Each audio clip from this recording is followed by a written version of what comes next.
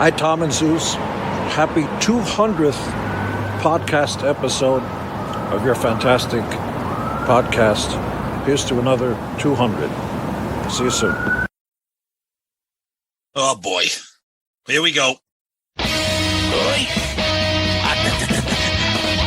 is Gene Simmons. Put that cookie down. Yes. Stop pressing the button. Stockbroker Simmons. Star? Paul Stanley. Is that what he does? Stop shouting. Ace Riley. He's not what you would call a handsome man. Oh, no. Here come the kiss times. Is that a positive thing? Okay. All right. I'm going to grab me an ice cold mellow yellow. Why? Why do that to the fan? Stop it. Why? Because fuck them. That's what I'm talking about. 617-525-0850. You do? Hey, fucko. Do you like Kiss? Settle down. Hello. Hey, what's up there, Kiss Army? Tom and Zeus with another episode of Shout It Out Loudcast. Episode 200.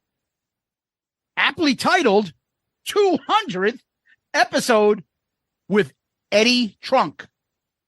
Tom, we hit a milestone. 200 episodes. I can't believe that we're at 200, and I can't believe 100 have already passed since the Jericho and Bruce draft of 100. It's just, talk about time just moving at light speeds. I just can't believe it. And talk about cold opening. Hell yes. The man, Gene Simmons, throwing out there a 200th greeting celebration, wishing us well. Can't get better than that. Can't get better than that for an intro. We'll put the video up so you can see it up and close. Dude, he endears himself every time he talks. Couldn't be kinder to do this for us. Yeah. And tip of the hat and a special shout out and thank you to the guys over at Moneybag Sodas. Gene Simmons, Moneybag Sodas. Yep. Paul, John, and the Wallet, Chris.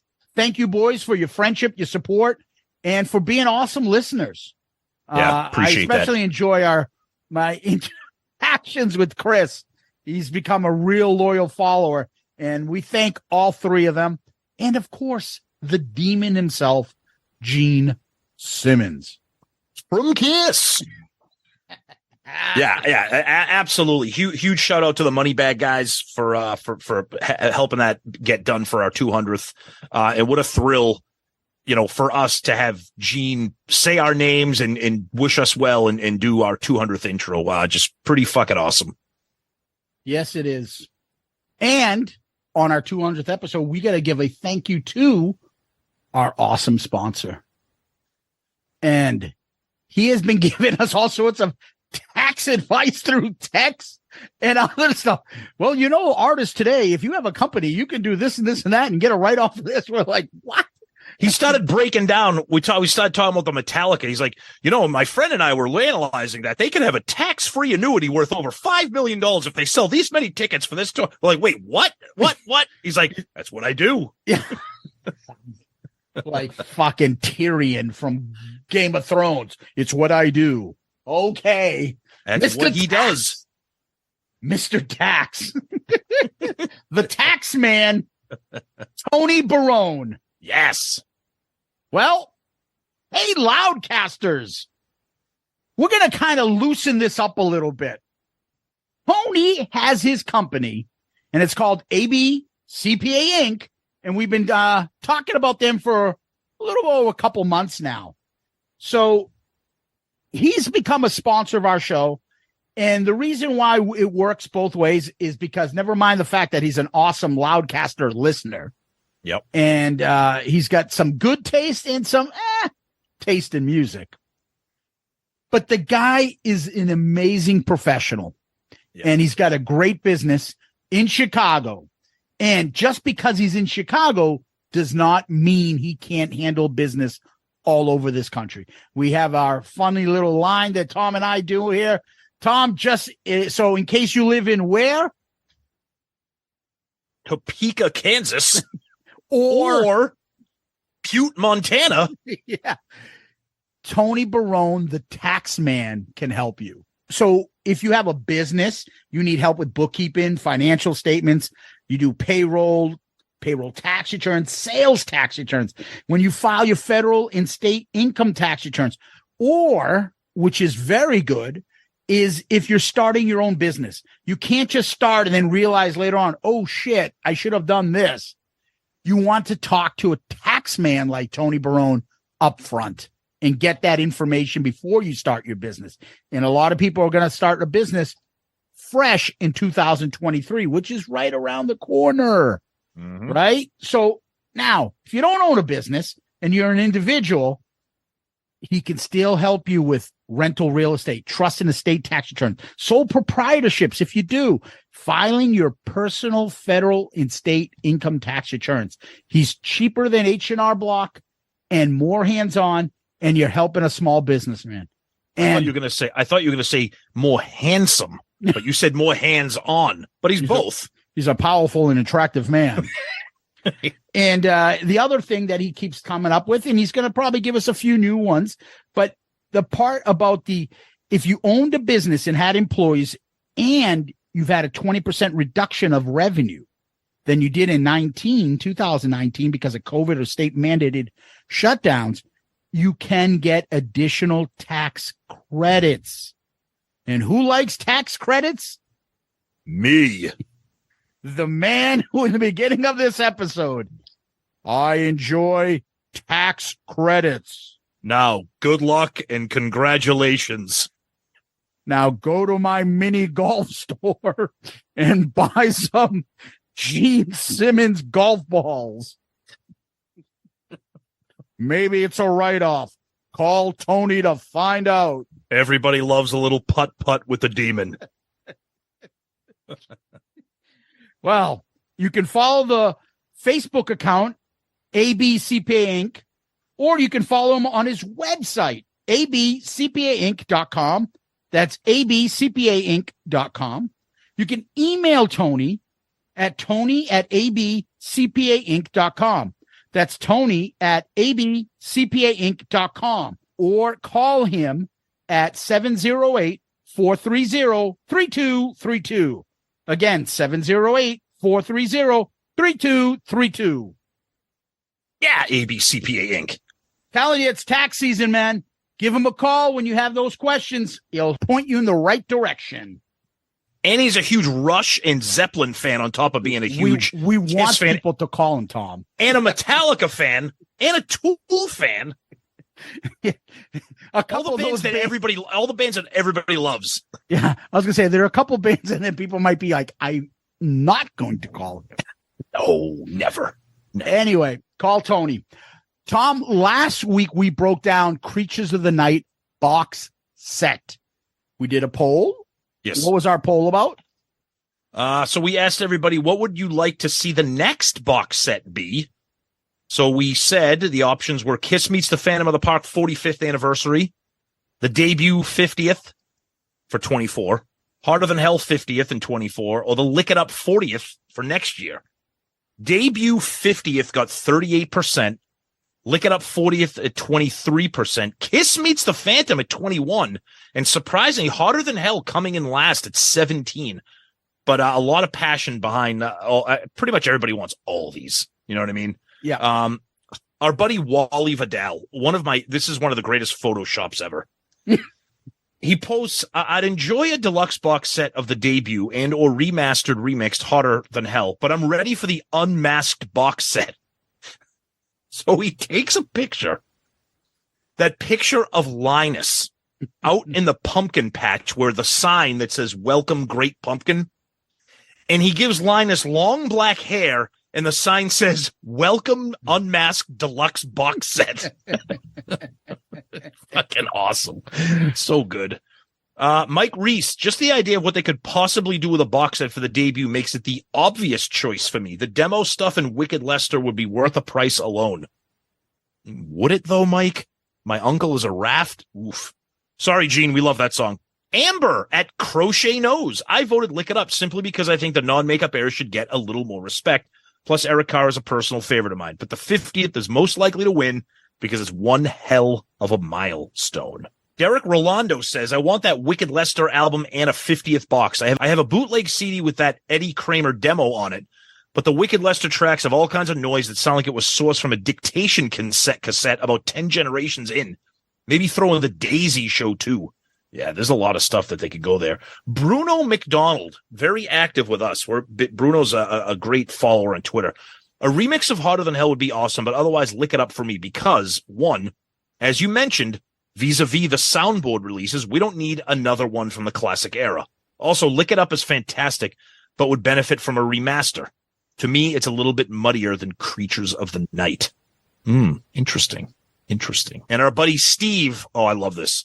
A proper release for Phantom include the full Magic Mountain show and replica Talisman in the box set. Oh, now you're singing my song, Steve. That would be amazing. R.C. Campbell, this box set is very well done. Terrific stuff by everyone involved in it. And that's about it we got for Twitter. What do you got on the Book of Face? Joseph Collins. Great episode. It's glad to hear the great Eric Carr represented. Their next Off the Soundboard should be from the Animalized tour. However, they should throw a bonus disc of live songs with Mark St. John. Rest in peace. Interesting. Okay. Adam Nierenberg. Great episode. I look forward to Saturday to get my fix. First, to answer your question of the week, Gene and Paul knew that Ace wasn't returning. Paul drove to Connecticut to take Ace out to make a last-ditch effort for him to return. That didn't work out. With Creatures, they were looking for a different guitar player and couldn't settle on anyone, and they were writing with Vinny. I will wager that they worked out any issues with Vinny in order for this to hit the market and mitigate any lawsuits that Vinny might file. They wanted any other guitar player, but as time was growing shorter for the start of the tour, they claimed that they settled for Vinny with no other alternative, knowing that he really wasn't the guy. Interesting. He's got a lot more to say, unfortunately, because it's our 200th and we got a long episode. I'm going to cut that part short, but he does end with saying, another great show for my favorite podcast. Adam, thank you. Thanks so much, buddy. Appreciate that. Christopher Hake, better known as the Wallet, the best Wallet. The best 20-second opening in the history of podcasts. And that's because their bumper opened the podcast. Exactly. Yeah. Tom Manning says, too bad Ken Sharp decided against any of my photos. Rare items that don't appear anywhere in the book. Know nothing about it, my friend. Maybe you can elaborate a little more. Maybe Tom will come on the show sometime and tell us. So Jason Herden, he commented on the Instagram post, which is the same as the Twitter post. Yep. You saw this on your Instagram. The debut is basically finished. It was the first to be worked on, but was shelved due to COVID. It's now 2024 for the 50th anniversary of the release. The next one is already decided. Ooh, nice. And then a bunch of more people comment and they think it's Lick It Up. Okay. Paul Hader. So I think there was a little mix up last week where we were like, were you going to get Paul Hader on the podcast? Do you remember that? Yes, I do. All right. So he says, okay, to be clear, you could easily get me on your podcast. The question is, why in the name of Snepsy's Harold Snaps mustache would you want to get some dude reeking of urine and despair a second of your valuable platform time? Oh, come on, Paul. Maybe you could just get Ace on here. No despair, at least just a slight bouquet of urinal pucks. Happy coming 200th, jumping all hurdles, running the race, winning the #1 Kiss podcast for your enjoyment. Yeah, Paul. Thanks, buddy. And he's got a cool little video there. Nice.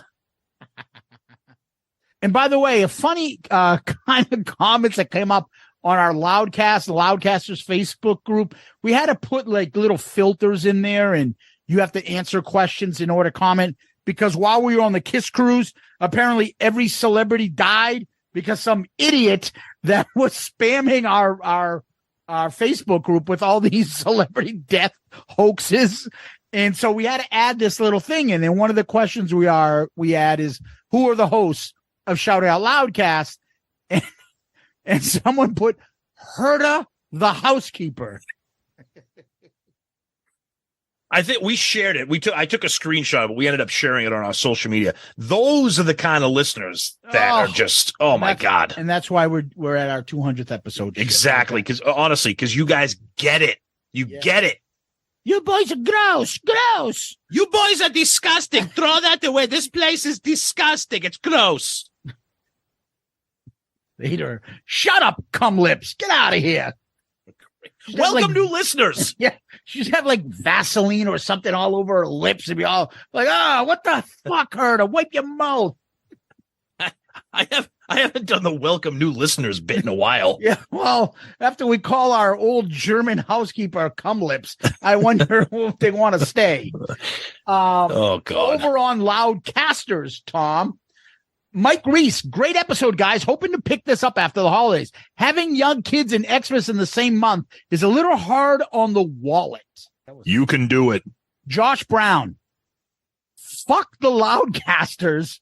We will always appreciate the work you guys put into the show. It's the highlight of a hard week for some of us. I've said to you guys before, we are thankful for this group and this podcast that has brought a lot of people here to talk Kiss. 2023 is the 25th anniversary of Psycho Circus. Psycho Circus box set. It would take a lot of stuff in it to get people to buy it, but I definitely would for the nostalgia of it for me. First of all, that's an interesting idea by him because it would be terrible, but that's just me. But it would be interesting because it is the first album with all the original members on the cover and involved with the reunion. So there could be a shit ton of stuff in there, demos, etc. But the problem is as everybody knows, the full members really didn't play on the album. So I don't know. And I don't know if they would want to acknowledge that. I don't know. It would be interesting, though. That would be very interesting. On our Instagram, Shane Loudon says, I'm still waiting on mine to arrive. Keep the F in FedEx 9 days after it shipped. Mark Flores Music. Mark is awesome. Yes. Anybody else notice Vinny's unaccompanied spotlight solo coming out of I Want You was not included on the live disc? It's like Gene and Paul said, sorry, dude, but you stirred up too much shit. I did not notice that. I'm sorry. Ugly American Werewolf in London. Yeah, we love those guys. Awesome. Just listen, guys. Fun and informative as always. Yeah, check those guys out. Fellow Pantheon podcaster guys. They're great. Yep. And over on YouTube. Did I know I'm going to fucking be stuck saying that stupid thing fucking 200 episodes later? That's right. No. Mark Stewart. I love the fact that Ace called his album Space Invader, but used the Galactica for his album cover. That's inside Kiss nerdery right there. I love it. Is that what I did? By the way, I think it's Galaga or Galaga, however you pronounce it. He has Galactica in here. Yeah. Well, I want to be a video game dork. So okay. Mr. Antonio 2005. One thing I did in my younger years was cut out articles of Kiss in local newspaper and magazines. Would this classify me as a Kiss tard based on the definition? I don't think no, I don't. No, not at all. No. That's just, you're a Kiss fan. You're a fan. To this day, I still have another scrapbook and includes a very beaten up version of the loudest band in the world ad with a caption U.S. tour starts this fall. So glad to finally get a fresh copy now in the box set. Another great detailed review, boys, and looking forward to episode 200. Cool. Yeah. No, that doesn't. There's a very distinct line before you become a Kiss tard. Oh, yeah. Marty White, hilarious Ace riffing. God bless you, Marty. And Paul Russell says, Tom sounds like Peter Griffin doing Ace. Oh, okay. That's not intentional. Yeah. As long as he says we don't look like Peter Griffin. No, not yet. Story. Not yet. Yeah. Tom, over to you, buddy. All right, let's bang out some emails and let's get on with the show here. Our buddy Wes Beach, we knew that he'd have some stuff to say about creatures. Gentlemen, always dig the unboxing episodes, and coincidentally enough, without any notification from Kiss Online, I got all my creatures stuff yesterday. It was nice to see It's My Life on the double CD and colored vinyl release, and I don't know what all the crying is about the price. The box is lavishly put together, and just the cost of the remastering, cleaning up the live and demos. The demo tracks are worth the price of admission. And it's not cheap to get licensees for all the photos and artwork in a book, which is just incredible. Now just waiting for the reviews of the individual discs. My only quibble is no Vinny or Ace demos, but that's for probably obvious reasons. And here's my question for you. In lieu of Peter, Ace, or Vinny joining the band on stage for the final concert, who would you like to see join them, and what song, if any, would they play? Would Paul bring Stevie Wonder on stage? Would Gene bring Diana Ross? Eagerly awaiting episode 200. Carry on, boys. Wes. They're not doing anything different for the final show. Just stop it. They're not. Okay? It's never happening. But Wes, thanks, buddy. Appreciate it. We got a message from our website, shoutitoutloudcast.com. You can message us directly from there, and John Clifford did that. He says, we definitely need a Phantom of the Park movie reissue, but only if all 4 original members do a commentary. Oh, Gene would be selling us, the fans, pieces of the set during the commentary. Yes. You can own a piece of the Coca-Cola stand that I, Gene Simmons, from Kiss, destroyed. Paul would shit all over the movie, unless it's a scene that he's in. He could say something like, quote, when I was given the line, let's go, I knew it was my time to shine. Let's go! I thought of the greats like Humphrey Bogart, James Dean, and Cary Grant, and I knew if I gave it all I had, I'd be remembered for more than just putting orange juice in my pasta. Peter would remind us that Gene's brother was an only child, and Ace, he'd give us the insight we all waited on for 45 years. And as a special bonus for us, the fans, we would get a full-length Kiss Saves Christmas. Another great episode in poll as always. Yeah, that's a great one, John. Thanks, buddy. Appreciate it. Our buddy Brad Baird also using shoutitoutloudcast.com to send us a message. Hey, guys, thanks again for another great podcast. Supposed to be getting the Creatures box set for Christmas, but we'll see. Y'all have got me pumped up about it for sure. The book is what I can't wait for. Anyway, I'm getting my DVR set for Uncle Ace the first season. Is Ace going to have new socks or a new flavor of fountain soda? Have a great one. Appreciate all that you do. Yeah, Brad. Thanks, buddy. And another one from our website, shoutitoutloudcast.com. This comes from Dwayne Morgan. Hey, Tom and Zeus, I'm a longtime listener. I'm a Kiss fan since 1976. And then Dwayne continues to tell us about how he's not too fond of some of the members. Yes. And he goes, what's my point here? I'm not sure. Probably that it's strange to like this band, but also dislike them. Anyways, thanks, guys. Love the podcast. Pretty much he's saying, I love Kiss, but there are things I don't like about Kiss, which is what we've spent 200 episodes talking about. And you are welcome, and this is a safe space for you. Exactly. You can lush over Kiss. Oh, my God, they're the greatest. And you can bitch about them. And we finish up feedback with an email from somebody that is very, very important to Shout It Out Loudcast, very special to Zeus and I, and a friend of us. In many ways, we were happy and pleased to spend the weekend with him at Creatures Fest, even though when his flight gets canceled, it's not a pleasant sight. Gary, you won't say that again. Why have I been fucked by the flights all weekend? Play that on your goddamn podcast. And that is the great Gary Cap. And he sends us this email. 200 shows ago, I saw a podcast that said Shout It Out Loudcast. So I knew it was Kiss, so I had to tune in. After 5 minutes and a Jerky Boys reference, I was hooked. 200 episodes later, I can't imagine not having this show in my life. Tom and Zeus are two of the funniest and greatest guys that you will ever meet. Life is short. Some of us know that more than others. And you need to surround yourself with people that bring happiness into your life. Tom and Zeus do this every week. They bring laughter and joy into my life, and I can't thank them enough for that. They get it. They think of others before they think of themselves. Whether it's talking about Kiss, piss cakes, keg races, or Sonny hating everything. They bring a variety of podcasts because they love us, the fans. I not only consider them friends, but close friends. And I'm sure I speak for all the Loudcasters out there. Congratulations on 200 episodes, and thank you. I would say here's to 200 more, but fuck that. See you at 1,000. Wow. Your pal, Gary Cap. Gary, you are the man. You are a friend. I'm so glad that we have met you through the show and met you in person.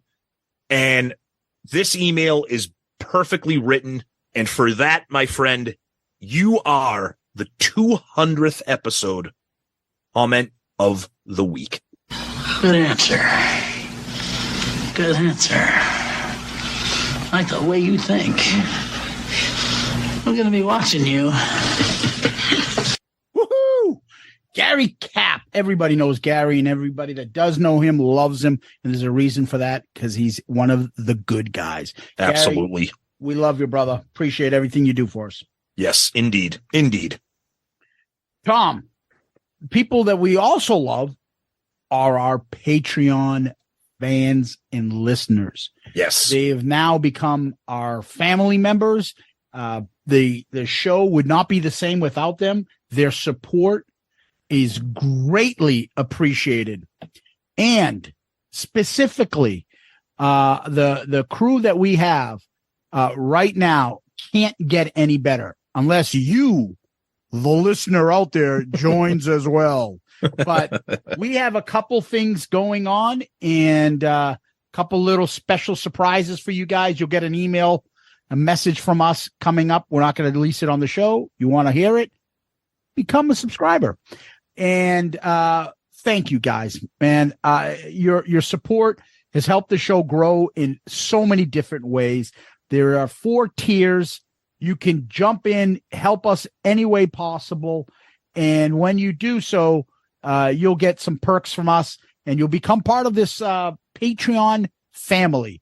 And we have a lot of fun over here. And thank you so much to them. Thank you for your support. If you're interested or want to know more or thinking about it, please just go to our awesome website, shoutitoutloudcast.com. First page, the landing page, you'll see Patreon. Click on that link. When you click that link, it'll bring you to our Patreon page. Read the 4 different tiers, pick something that you want to be able to join, and now you are part of the family. And thank you again to Patreon members. We can't do it without you. So much love for you guys. Appreciate it. Absolutely. You guys are the best. Thank you so much. 200 episodes, honestly, would not be possible without the support of the Patreon family. You guys are incredible. Please, if you're interested, if you're curious to what Patreon is, visit the website, search for us, download the app, search for us. But a huge thanks to everybody that's been part of the family. And we look forward to increasing the size of that family as well. So thank you. So, Tom, what we do next is we talk about some KISS news. The only thing I'm going to add to this part is apparently there's still people waiting on their Creatures of the Night box set, but par for the course. It's kissonline.com. Sorry. Yeah, I don't know what's happening if that really is Kiss Online, because the item is saying that it's shipped and then it goes into like package, like the Bermuda Triangle, like Newman is handling it or something. I don't understand. Yeah, like, so I don't do any shipping. I purchase really a lot of stuff these days without it being either UPS or FedEx, which you can track, or Amazon. So the other stuff, I don't know. Maybe other companies are having the same problems. You can track US mail. They have tracking. No, I understand that. Oh, I'm just saying, okay. I don't know other companies. I'm not ordering other shit. Yeah, so I don't know if all the companies that are using other forms because they don't maybe do as much are having problems with shipping. I don't know.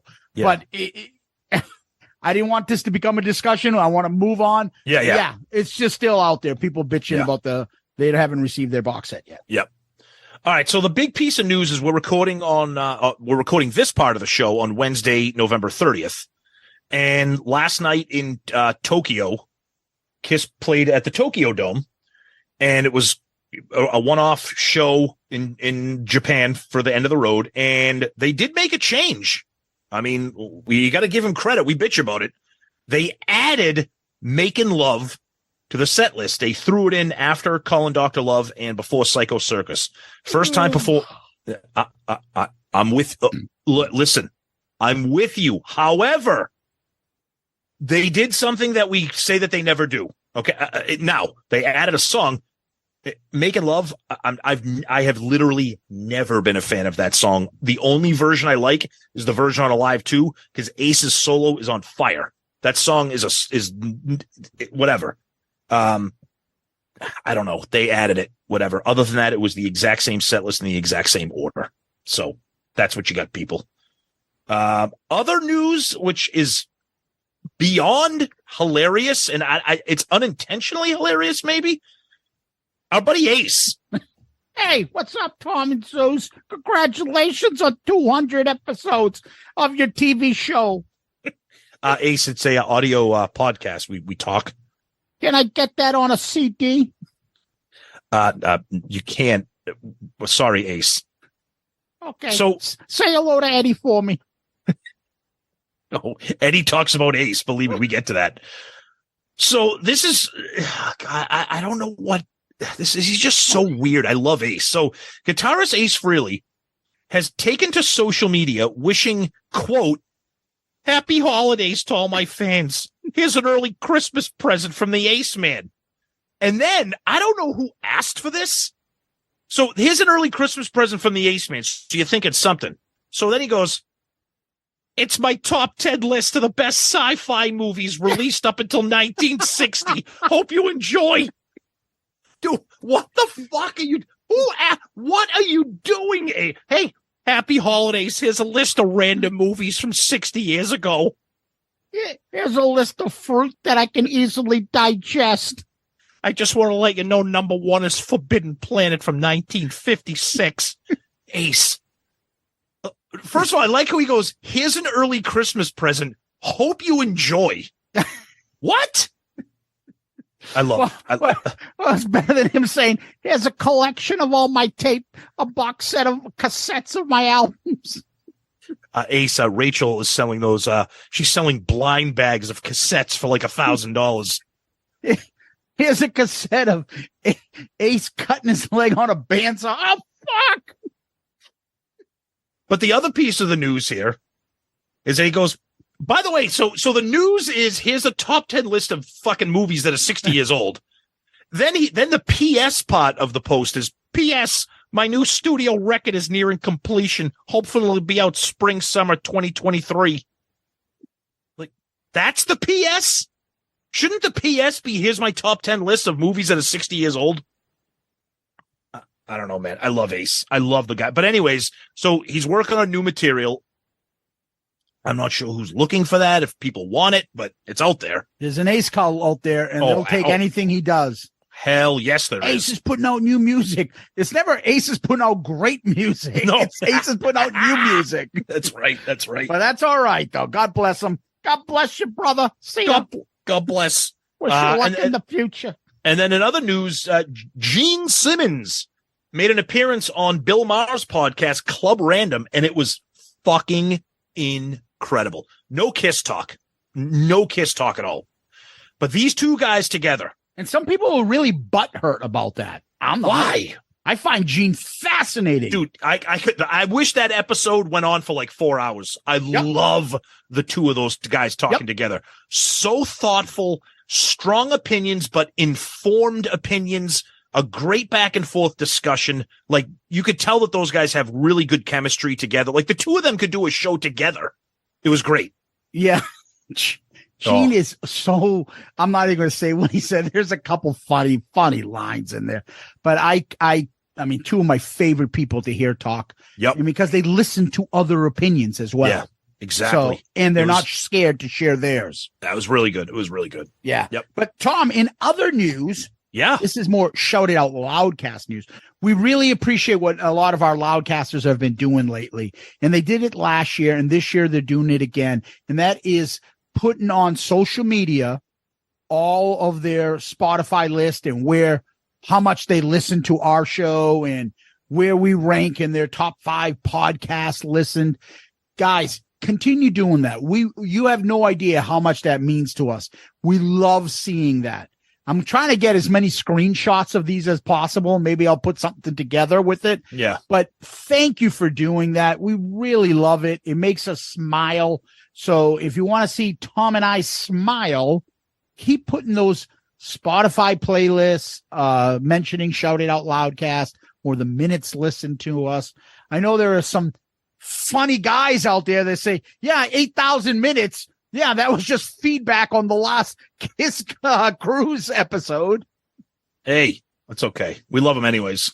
Yeah. But guys, thank you so much for that. We really appreciate that you're listening to us to the point where it's the number one podcast on your Spotify, but then you're sharing that screenshot and stuff because we know Spotify does the Spotify Wrapped at the end of the year with your music and all that stuff. So we just really appreciate that you're doing that and that you're sharing that on social media. It just means so much. And again, 200 episodes wouldn't be possible without this kind of fan base, and we love you guys for that. So thank you. Yeah, Tom. So that leads us to our episode and topic. But before we get to our 200th episode topic. What's that? You want me to do a bumper for your show? Oh, wait, I can't do bumps anymore. Rachel told me it's not good for me. All right, we're back. I was just talking to Ace. He's trying to order the Forbidden Planet on VHS, but I tried to explain that video cassettes, we don't use those anymore. What are you talking about? What am I supposed to do with this collection? I got a double VCR here so I can duplicate cassettes from my friends. It's DVDs now. Sorry, Ace. So that's where we're back now, though. So yes, and we're back. And this is our 200th episode. Tom, we started this in 2019. About, I don't know, the summer of 2018, we came up with this thought like, hey, why don't we do it? What do you want to do? I don't know. And I just had learned what podcasts were. You brought it to my attention. Like you could talk about Kiss and I could listen to it at any point in time in my day. Yep. Holy shit. And then just like our heroes, we're like, well, we got to do it our way, right? We wanted to be the podcast we wanted to hear about Kiss. Exactly. And we wanted to add our personality, our humor, our jokes, our references, our pop culture, what we do. We've been saying this for 200 episodes. What you're hearing is what you would be hearing without us hitting record. So this is us. And the fact that this is translated into something that has reached 200 episodes and to the point where we can celebrate this by having Gene Simmons do an introduction to it and then spend 90 minutes with somebody like Eddie Trunk, who tells us that he listens to our show, is just, it's an incredible thing. And we're so proud of what we have done, but we're so proud of you guys as fans, listeners, and supporters, the community that has grown to make Shout It Out Loudcast what it is. It's incredible. And we're beyond thrilled. It's exactly the point. It's us. So it's not just Tom and I's 200th. It's all of our 200th episode. Yep. We don't get the people that we get to come on or the people that comment or the people that want to, we meet at Kiss concerts and things like that without you guys. And because of you, we're able to have this long conversation with that shit. We could have, my kid had a basketball game. We could have went on for another hour or two. And as somebody once said to us a couple weeks ago, is you used to quote Eddie Trunk's comments on Kiss. Now he's quoting you guys about Kiss on his show. Exactly. Now, Eddie is obviously got a huge, well-deserved audience. And he gets it because, right or wrong, he says what he thinks is on his mind. We don't always agree with him. You can, if you want to hear about that, listen to our earlier episodes. We had a lot of fucking problems with him. But like a stand-up guy and a person who has strong opinions, he's like, yeah, I'm happy to debate all this stuff. And as he says, I get fucking offers all the time to come on shows to talk and stuff. But I want to come on your show because I actually listen to your show. And why do I listen? because you guys are actually funny and you're interesting. You have opinions. You say things that aren't just the same old staying with the company line. And, oh, yeah, Kiss is one. This is fantastic. Great. Another live album with Shout It Out Loud on it. Fantastic. I enjoy the fact that it's taken 3 weeks for me to get the box set. Yay, it's not Kiss's fault. Yeah. Dubai, somebody said? Oh, yeah. Oh, boy. Well, so for us to get at 200 means that we're still enjoying to do this. Yes. Which obviously you can tell, because this has become like, sadly for me, like that, I jump on what I need to get done here before I have to get on my personal, my business sometimes. And I shouldn't be doing that. But this is the stuff I really enjoy. And Tom has had that. We both have gone through some really kind of difficult times, one more so than the other recently. And you guys in this show have been there for us. So to say that we got to 200th episode, it's not an accurate statement. We got to 200th episode, all of us. Yeah. And we couldn't have done this without you. Yeah. And to celebrate 200, we wanted to have like just a balls out discussion about the band, about the albums, about the whatever. And we're like, we love to do rankings. We love to do interviews. We know that Eddie loves to do rankings and Eddie loves to do interviews. And we know that Eddie has strong opinions. He's a passionate fan of the band. So we're like, what better way to celebrate 200 than to have somebody like Eddie Trunk and put all that together and just shoot the shit for 90 minutes about everything. Now, the beginning of the interview, we talk about some current events, some non-Kiss stuff, because we got Eddie on it. We want to take advantage of that and as part of the conversation. Then we just take a deep dive and just get into rank this, rank that. What's your favorite this? What's your least favorite that? Then he starts asking us questions. And Zeus is right. It just kept going. And we kept saying, oh, thank you for your time. He's like, no, I'm good. I'm on a roll. I don't want to stop. Once I get going, he once he starts talking about Kiss, he can't stop, like Zeus and I. So one of the things we were thinking about doing is Jericho on his Talk is Jericho. I think every 100th episode milestone for his show, he had Paul on. Yep. And so we were always thinking, like, we want to do this round table breakdown discussion on episode 200. We are at Eddie. We're like, let's get Chris back on too, so we can make it every 100th episode. Jericho's on with us. Unfortunately, he's in Australia. Fortunate for the Australian fans out there. He's touring. His band Fozzy is touring right now with Buck Cherry, both badass bands, kick ass. So we loved it. And as we were joking with Eddie, we're like, I think the three of us love to talk. Now you add Chris in here, this is going to be fucking 4 hours. Exactly. Yeah. So exactly. We were glad and lucky to have the great Eddie Trunk join us for the best fucking breakdown and Kiss discussion that we've ever had on Shout It Out Loudcast. Here it is. So we're here for our 200th episode, and we're joined by one of our favorite guests. Eddie Trunk is here to celebrate 200 episodes. We love to talk rock, metal, Kiss. We love strong opinions. Who better than to join us? But Eddie, thank you so much for joining us on this momentous occasion, our 200th episode, Eddie. Guys, I'm honored. I can't imagine how many you had to pass over that said no before you fell to me for this. But as a listener, I thank you for having me, and it's a pleasure, and congrats on 200. Appreciate that. Thank you so much. Thank you. Yeah, before we get into obviously the Kiss conversation, there's a few things that have happened in the news that I kind of I want to get your opinion. I know Tom has one that's really strong because it just happened yesterday. So go ahead, buddy. Yeah. So we'll get into Kiss, but like Zeus said, we got you here. We want to pick your brain on a couple of things. So Zeus and I have a little side project podcast that we call Dorm Damage, based on some of the trouble we got into in college. And it's stuff that we talk about that's not really Kiss related. And we did an episode earlier this week because the news just broke yesterday on Monday, November 28th, that Metallica blew everybody away with the announcement of their new album, their single, in this incredible tour where they're going to be playing 2 nights, completely unique set list, different opening bands.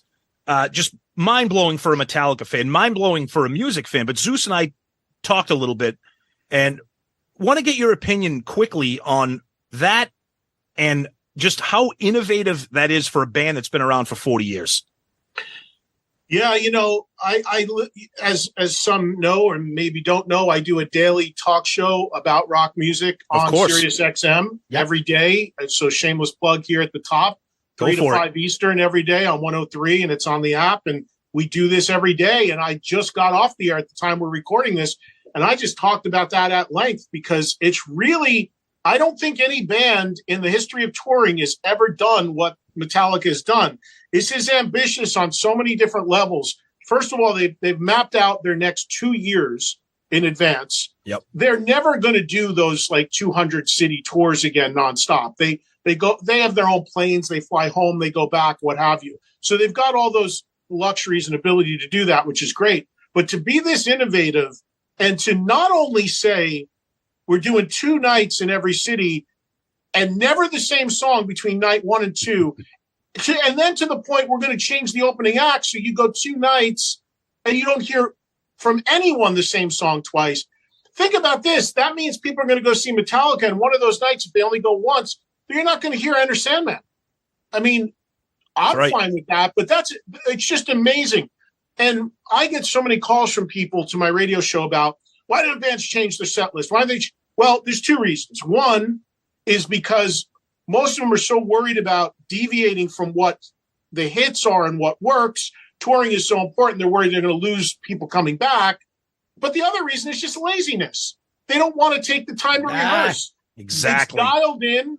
They know it inside out. And it's like getting on a bike, and they don't want to put the effort into learning songs. Most bands have told me that honestly.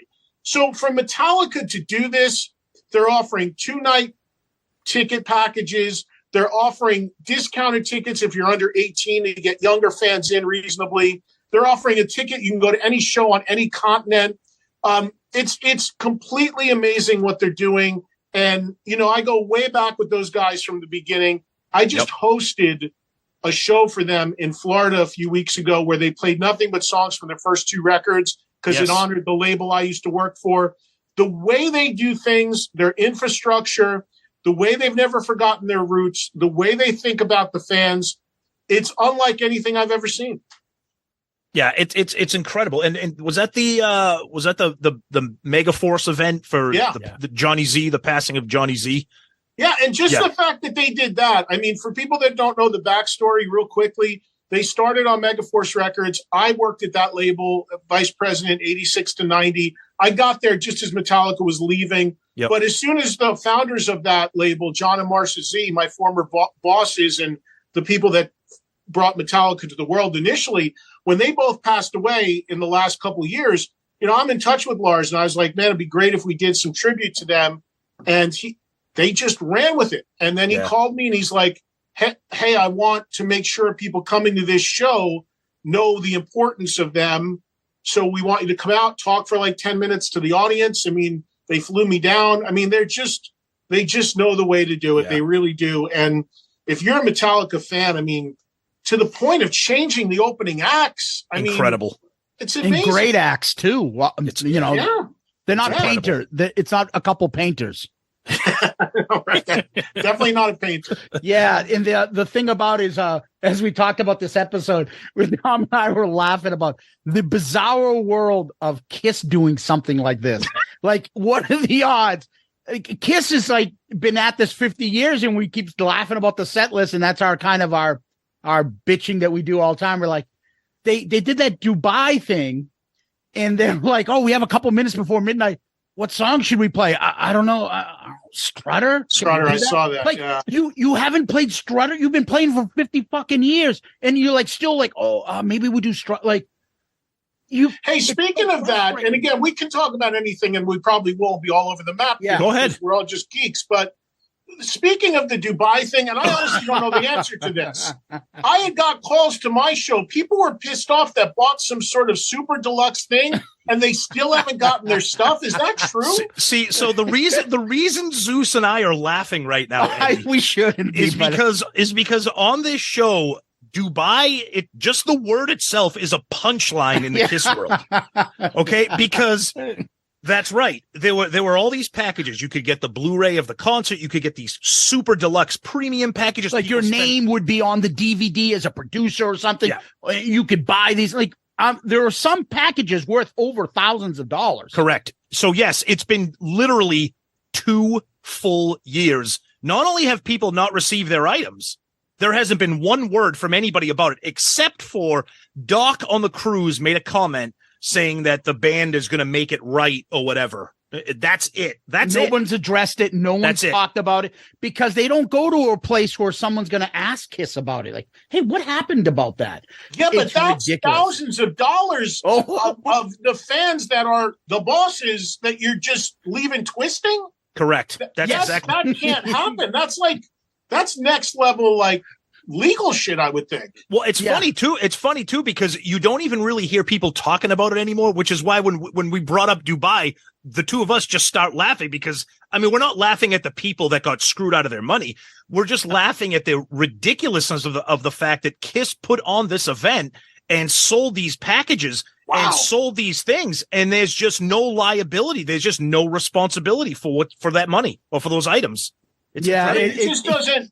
I mean, that just doesn't sound like.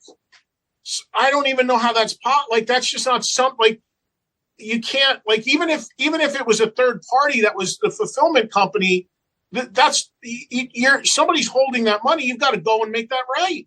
Correct. Yep. No. It's the same thing with their product, kissonline.com. So everybody purchases these brand new box sets are coming out. I got to get it. Yeah, it's still in shipping. Everyone goes on Amazon, gets it the next day. Kiss Online, weeks away. Hey, it says it's in Ohio. I live in Florida. It's shipped from North Carolina. Where the hell's my shit? And so now Dubai is now like, hey, I got Dubai'd on that Creatures of the Night box set. Right? It's terrible. You don't want to laugh because that's real money to a lot of people. And that's just bullshit. Like, I'm not cheap in any way, but I also worked hard for my money. And if I spent money on something, just all I want is what I told I was going to get. It's just like when people call my show and they went to a meet and greet and like the person didn't fulfill what the rule of the meet and greet is. You got to go letter of the law. And if you're going to charge somebody to shake their hand or take a picture, it's all got to be laid out. Hey, real quick on the Creatures box, because I know you guys reviewed it recently. Yeah, go ahead. Yeah, we were going to get to that. I have it. I haven't dug into it deeply, but I have it. Yeah. Do you know? Because I heard about half of your show so far where you reviewed it. Yep. I don't know if people realize this or not, and if it's in there. But do you know if they put in there the press release when they told everybody that Ace was in an accident and Vinny was filling in and would resume on the tour? Is that press release in there? I believe that there's mentioned. So in the hardbound book, which I have not gone through every single word of it. It's about 80 pages. Right. I believe that there is something referencing that. I don't know if it's the actual copy of the press release because there are some, photocopies, of those of the original things like that. But I do believe it's addressed in there. I haven't read the entire book, but I do remember that story. That's what they. I had it. Yeah. I had the press release. I literally had it because I was really just like at the very early signs of putting my toe in the business, but I don't remember how I had it. Yeah. But I remember because I was like, Ace is on the album cover. Ace is in the video. Oh, he's just going to miss some shows. They literally put out a press release. I went through the book, which looks amazing to me, but I'm about half through the book. And the thing that I did see in the book that I never knew about that I found really interesting. Did you guys see the PR person talking about what the narrative's going to be about? That was incredible. Back to like rock and reestablishing rock. That copy of that PR notice. It was like the bullet points about what they're going to do to get Kiss back on track. That was really interesting. Yes, I'm with you guys. I love periods in bands' histories where there's all this like weirdness and upheaval and what have you. Like that period for Kiss, like Dynasty into Unmasked into Elder into Creatures, is so interesting to me. And there's moments I really like musically there. And like, I'm the big Aerosmith fan. So like the Rock in the Hard Place, Joe Perry project period. Oh, yeah. Like it blows my mind that Aerosmith played with Crespo in Boston and Joe Perry went to the gig. Like, love that shit. Yeah, it's crazy. Yeah, it's crazy. Yeah. This is college days. They used to have that Mama Kin bar right on Lansdowne Street near Fenway Park. Yeah, and then you could order. Yeah, and you could order food from the Bitchin' Kitchen at Mama Kin. That's what they called it. It was their club right there on Lansdowne. Yeah, it was a lot of fun back then. Zeus, go ahead. You had something you wanted to get to before we dive into Kiss. I know. And it is, all these are kind of Kiss related. Yeah. Any thoughts or comments about Joey Lynn Turner's comment about Paul and the tracks? And did you catch that? I didn't see it. Oh, okay. Oh boy. Okay.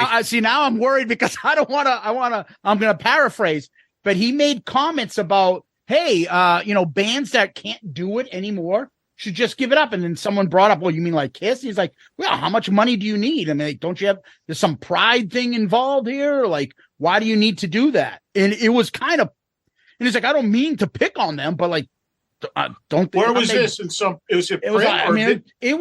went out there for a while. It's on Blabbermouth and everything's.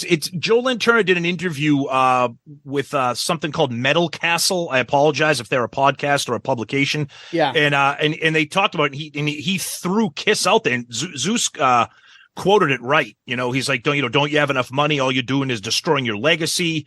And then he goes, I'm not trying to point them out. Okay, well, you just did. Yeah. So I go ahead. Yeah, I didn't see that, but I said all the time. I mean, the whole tracks issue, is an enormous issue to me, and I've made it very much a soapbox, as a lot of people know, for years now.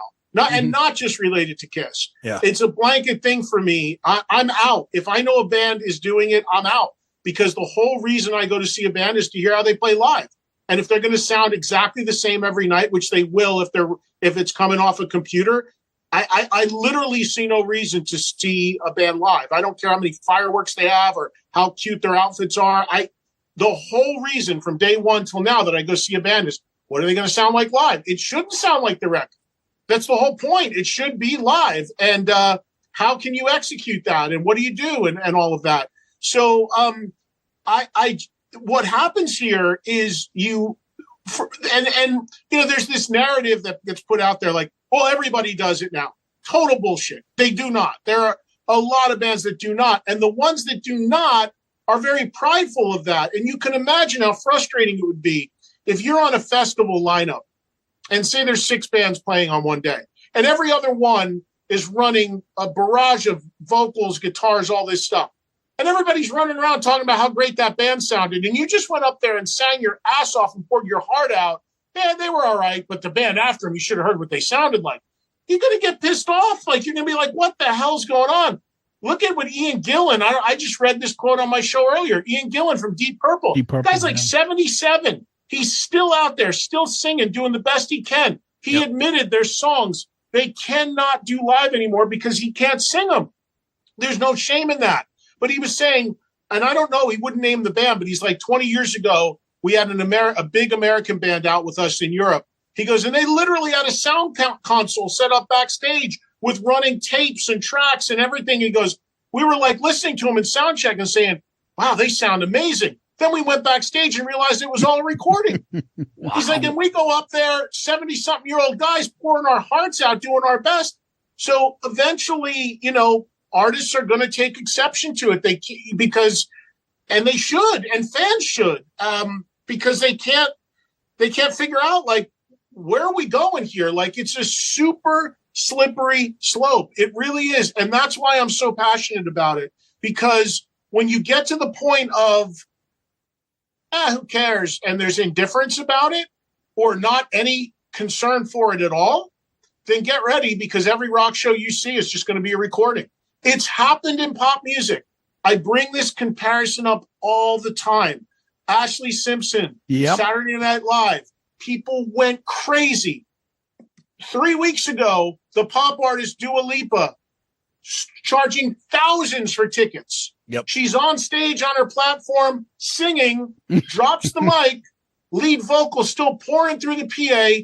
She frantically runs around looking for her mic, gets it back, totally exposed, what does that pop audience do? Not be like, holy shit, what did we just pay thousands for? They applaud. Imagine. Thank you for playing us a recording while we spent thousands to see you. Mhm. That's what's happened in pop. We're headed down that road rapidly in rock. If somebody doesn't put the reins on, and doesn't somebody say enough's enough, why can't a live rock show be a live rock show? We could do this all day. And real quick, let's segue into another thing that we want to talk about, and we are going to get to Kiss because we are a Kiss show, and that's why you're here. But there's so much stuff going on in the world of rock that we want to take advantage of this time. So speaking of segues and speaking of tracks, have you seen the story about Blackie Lawless? Oh yeah, I talked about it at length today on my show. Actually, okay. Yeah. All right, forgive us for this crossover here, but you guys should have been listening. I'm just telling No. you. Yeah. Okay, go ahead. None of this stuff that I've in any way have dodged or stayed away from. I mean, I'm covering it all every day. Yeah. I mean, and the thing, and I said this on the air earlier. I go way back with Blackie. He was my first interview back in one of my first in '83. I've had him on twice leading into this tour. Yep. And look, just for clarity, if artists decide they want to do this and are doing this, it doesn't mean that. It means that I'm not interested in going to see them because it's not live and it loses all luster for me. Right. But it doesn't mean I hate them personally or I won't talk to them or they're on a festival, I'm walking out. It's none of that. It's just, again, if it's controversial that you think a live rock show should be live, then I don't know how far this down the road we've fallen. But the thing with Blackie is interesting because he has not toured in America for 10 years, which is why there's so much interest on these shows. Yeah. And the thing about it is apparently in Europe where he has toured in the last 10 years, this has been a very like people just know that this has been going on. It's new to the American audiences. I have not seen the show. I've seen the videos, and many pointed it out to me.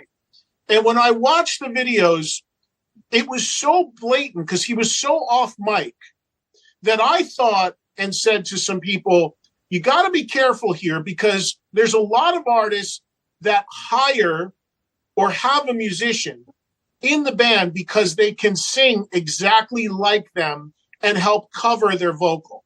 And by the way, I have no problem with that. As long as it's done live, I don't care if you have extra musicians. Yeah. So, David Coverdale last tour had 2 keyboard players in the band. Whitesnake doesn't need 2 keyboard players, but the guy sings like a bird and helps David out. Yep. No problem. Cool. Yep. Aerosmith has a guy named Buck Johnson. He's on the stage. Steven introduces him. He helps Steven out. He sings with him. So I thought, because looking at YouTube videos, I'm like, there's no way. There's got to be a guy, maybe he's just out of shot, singing with him. So I think that Blackie had to be, and I give the guys, even though I don't agree with it, I give the guys that are honest about it credit for being honest. Because Blackie I got into it with this guy who I don't even know from this new band called Falling in Reverse. Yeah. Oh, I saw that. Yep. That made huge news. All I did was I was just shocked that I'm like, you guys don't think this is a problem. You now have a band that canceled and to their credit admitted the truth. Yeah, because their laptop was because their laptop was stolen or lost. Right. They literally admitted it. I didn't say they admitted it. So I'm like, if you don't see what's happening here, but those artists are at least being transparent and copping to it. But there are tons of people that aren't. And I don't care where you land. I just don't get it. And with Blackie, it just bums me out because I'm a fan. And here's what's crazy to me. And this is why, to me, this is such a problem. Since that tour has been out, it's doing very well. Every day I'm getting calls to my show, people saying how great he sounds. Yeah. Now, he just admitted we don't know what percentage is real versus a recording, but he's admitting he's doing it. To his credit, he's being honest. What? Right. What does he really sound like? Right. To me, every review saying how great he sounded is now completely invalid because we're not hearing 100% somebody singing. Yep. I mean, to me, this is such a, people want to say, is rock dead? Is not rock not dead? To me, if you really want to kill the essence of rock and roll, we continue down this path.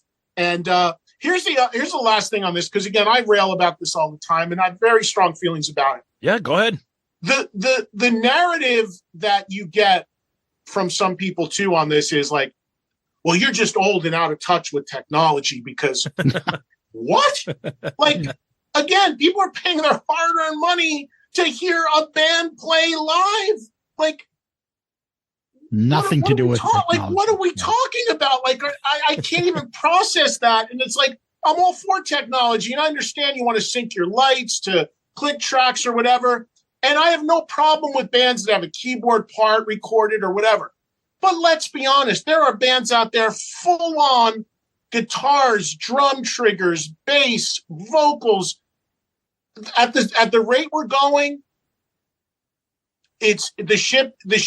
If more fans don't put a foot down about it, again, why wouldn't Ian Gillan at 77 go out there and croak along? Why? Right. Yeah. If nobody cares and promoters don't care, the first line of defense would be promoters saying, hey, if I'm booking you and I'm paying you, I want the show to be predominantly live. But the promoters don't give a shit because all they care about is selling a ticket. And if people are coming, they don't care what the band's doing. Yeah. So the last line of defense is the fan caring. And if the fans already seemingly don't care who is or isn't in bands, if they have any original members. Yeah. And now if you're not caring if they're actually playing, again, I've threatened this, but I'm going to go out with my own band. And I can't sing or play a note. Why not? Why not? Yeah. So another good segue here. Speaking of, is rock is dead and bands and everything. So we did a couple episodes covering our experience on the Kiss cruise, and then we were lucky enough to grab 4 of our favorite bands that were on there. The all-female Black Sabbath tribute band, Black Sabbath. They're incredible. And then 3 bands, all young, all original material, and that is Plush, Sisters Doll, and the LA Maybe. All incredible. All, we said this on our show. We're not saying this. Enjoyed a little bit more than the Kiss experience, to be honest with you. Yeah. They were great. They were a great interview on our show. We were lucky enough to have it, and they absolutely kicked ass live. Talk to us about these bands, if not to put you on the spot, if you're familiar with them, if you know anything about them, if you've heard about them, because watching those bands live and then talking to them and seeing them up close, because they were all relegated to the really small clubs on the cruise. So you were right on top of them. They're great. And rock is not dead. You just have to search really hard to find it. And I think these are 3 bands to keep an eye on. Well, 4. The only band I don't know of the ones you 4. mentioned. I'm sorry. Yeah, 4. The only band I don't know of the bands you mentioned. Well, I've not seen Black Sabbath. I don't know them. Okay. And I don't know, what is the name of that? LA Maybe? The LA Maybe. Yes. Carolina band. I don't know them at all. They're incredible, because I'll tell you right now, and you check them out, because they bring that energy of like a Guns N' Roses, a Black Crowes, like a real ballsy swagger of a band. They're incredible. Excellent band. Cool. I'll look for them. Yeah. Because you're right. The thing about music now, and I agree, rock is certainly not dead, but it's harder to find the good stuff because literally anybody can make music now. Exactly. It used to be the label was a gatekeeper, and you couldn't even physically make or produce music unless you had already passed a bunch of hurdles and vetting to get music out. Yep. Now it's the Wild West. I say all the time, the good news is anybody can make music. The bad news is anybody can make and put out music. And trying to stand out from the pack is really, really hard. So it's important to kind of like, one of the things I try to do every day on my show is give people some direction if something came out that's really good, because the idea of selling it is even the ship is sailed. It's about letting people know you exist and clicking on it to listen, because it's just trying to stand out and get some traction. But Plush, I know Mariah, I always mispronounce her name, Mariah the singer. Mariah. Yep. So I've known her for a long time. She used to do some stuff. Michael Sweet took her under his wing from Stryper early on. Yep. And actually, one of the girls in that band, and I've had Mariah on my show, and I do like their record very much. One of the girls in that band, there's a guy that worked having huge history with Ace Frehley. By the way, your Ace impressions and shit is so good that I don't get on the treadmill nearly enough, but when I do and I'm listening and you guys do your Ace stuff. Oh, thanks a lot, brother. We appreciate it. I swear to God. I talk to him all the time, so it really kills me because it's like, this is ridiculous. And I think you're going to go and talk about Ashley. Yes, came up with Uncle Ace, with Mike. as she calls him. Dad worked with Ace for years. Yes. So That's where the whole Uncle Ace thing came. That's like an '80s sitcom. Uncle Ace. She's like, yeah, we call him Uncle Ace. We're like, oh, not shit, Uncle Buck. Here comes another bit, Uncle Ace. Yeah, and Sisters Dolls. So I just saw them recently. So yeah, my history with them is I know that. So when Peter did his final performance thing about 6 years ago in New York, I was there, and they were his backing band. So I met them then. And then Peter's wife contacted me recently and said that they were trying to do some dates in America. Could I help? She was just trying to help them out. So I got them booked in Vegas, where I have a second home at a club called Vamps. Yeah. And then I was just in Vegas a couple weeks ago, and some friends of mine, including a guy named Brent Woods, who did all the music directing for the Kiss Cruise for the Jam. Yeah. He has a Zeppelin tribute, and it's called the Moby Dicks with Brian Tichy, and they're phenomenal. So I went to see this Zeppelin tribute, and Sister Doll was opening because they had just come off the cruise and they picked up an opening slot at Vamps. Great young band. I love what they're doing. Great guys. Yeah. But when I saw them, they didn't have a bass player. So you want to go back to the tracks thing. Yep. There's another example. It's not just vocals. Like, this is another trend that's happening. I'm seeing bands like, well, we don't have a bass player. We just put it on a computer. I'm like, what? Like, is bass like not an essential live instrument? Yep. So when I saw them, sounded great, but when I saw him after the show, first thing I said to him was like, you're going to have a bass player, right? Please tell me the guy's sick. He didn't make it. Something happened. And they said that. They said, yes, we're going to have a bass player. So I get it. They picked up a gig, whatever. But but outside of that, those guys, they told me they're doing quite well in Australia, and they're trying to make some inroads here. Yeah. Good All stuff. great little bands. So let's get let's get to the Kiss stuff. We certainly don't want to miss out on that. So when we decided to do this, we're like, our 200th episode, and we like to always say that we are fun Kiss conversation. We like rankings, we love debate, and we like to argue these things. And before we started, we realized there's 10,000 Kiss podcasts, and nobody kind of does this stuff. They'll break down like, then Peter bought this vase at this store, and then Gene did this in 1974. Like, okay, who's going to talk about what's better, Live 1 or Live 2? Like, I love that shit, and so does Tom. Yep. So we're like, for our 200th, let's get back to that. And who better than you to help us debate some of these big issues? So we're going to put you on the spot. Yeah. All right. So we have some rankings and stuff we wanted to go through with you. And I'll start with an easy one. Okay. What I think would be pretty easy, but we all know the 4 solo albums, right? In 78, rank them. I thought this was going to fly. Yeah, I thought this was going to fly right off your tongue. No, because my issue is with 1 or 2, which goes back and forth constantly. My 3 and 4 are easy. my 1 and 2 is brutally tough because it's 1 and 1A, 1A and 1. Say today, because 2 years ago you could have been really into one album. Today, if you had to say, who do you have? Those 4. Okay, so my number 1 is Paul. Yes, that's the right answer. We got. We both. Paul's 78 solo album is one of my favorite records of all time across the board. Yes. The 1A is Ace. Yep. I mean, it's right there. Gene at 3, Peter at 4. Now, okay. The thing with Peter is, I'll be fully honest here. When I was a kid, 78. So I'm about 10 years older than you. 78. Yep. I was 13, 14. And we had a department store here in New Jersey called Two Guys. And my parents took me to buy the record, and I could only pick one. And for whatever reason, I picked Peters because, I loved all four guys, but I just started with Peters. And as a 13, 14-year-old kid coming off a Love Gun and Alive 2, my jaw was on the floor because I'm like, what is it? Like, this isn't even rock. Like, I don't know what's happening here. So I had my parents drive me to return it. Oh, no way. No way. Because I could only get one, and I couldn't even, I didn't even know what that music was. Yeah.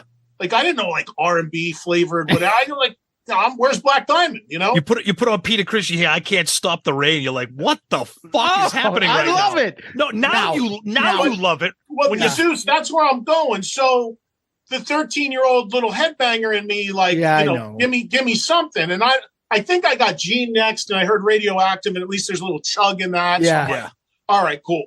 And then I got the other records. Now, in retrospect, as a 58-year-old guy that's a little more well-rounded musically, I completely appreciate Peter's record and like it for what it is completely. Really interesting when you think about Paul doing Soul Station now. Yes. Peter was 40 years ahead of him. Eddie, we've been saying that since Paul dropped that Soul Station record. We said the same thing. Yep. So I respect and really, really like the record. That being said, at my core, I'm a hard rock guy, so that's the way I got to rank. Okay. All right, Tom. It's funny. It's funny because it's usually the more interesting discussion is who has what ranked last.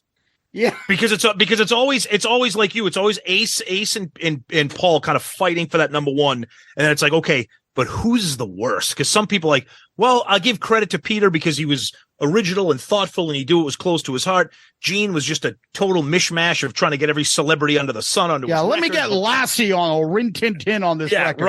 Right. But no. All right. So hold on. If you think about it though, real quickly. Yeah, go ahead. I always say this. If you think about it, the whole Peter was the only guy that really used the platform at that time of doing a solo album for the right reason. Exactly. Because if I've saying this to this day, if I just had Robert from Stone Temple Pilots on my show, nice. And he made a record completely different than STP. Yep. And it's nothing like STP.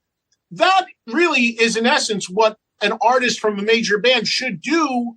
Stepping out of that band, why make something that sounds just like you would have made in the band? Yeah. So in that way, Peter was really doing what was in his heart, and was a very brave thing that he did. It just didn't connect with me at 13, although now at 58, I completely appreciate it. Yep. Yeah. Okay. We got a bunch of things we want to get to here, so I'm going to try to shuffle up our list, and because we know your time is valuable here. I'm good, man. Once I get going, I'm into this shit. So Perfect. So I'm going to go out of order. Zeus and I kind of had a temporary template here, but this is one that we always talk about, especially me and Zeus, our friends, our Kiss fans, people on the cruise, the non-makeup Kiss albums. From Lick It Up to Revenge. Rank them. Lick It Up, Animalize, Asylum, Crazy Nights, Hot in the Shade, Revenge. And Carnival of Souls. I'm sorry. Let me write these down so I got them right in front of me. Lick It Up. Animalize. Asylum. Crazy Nights. Hot in the Shade.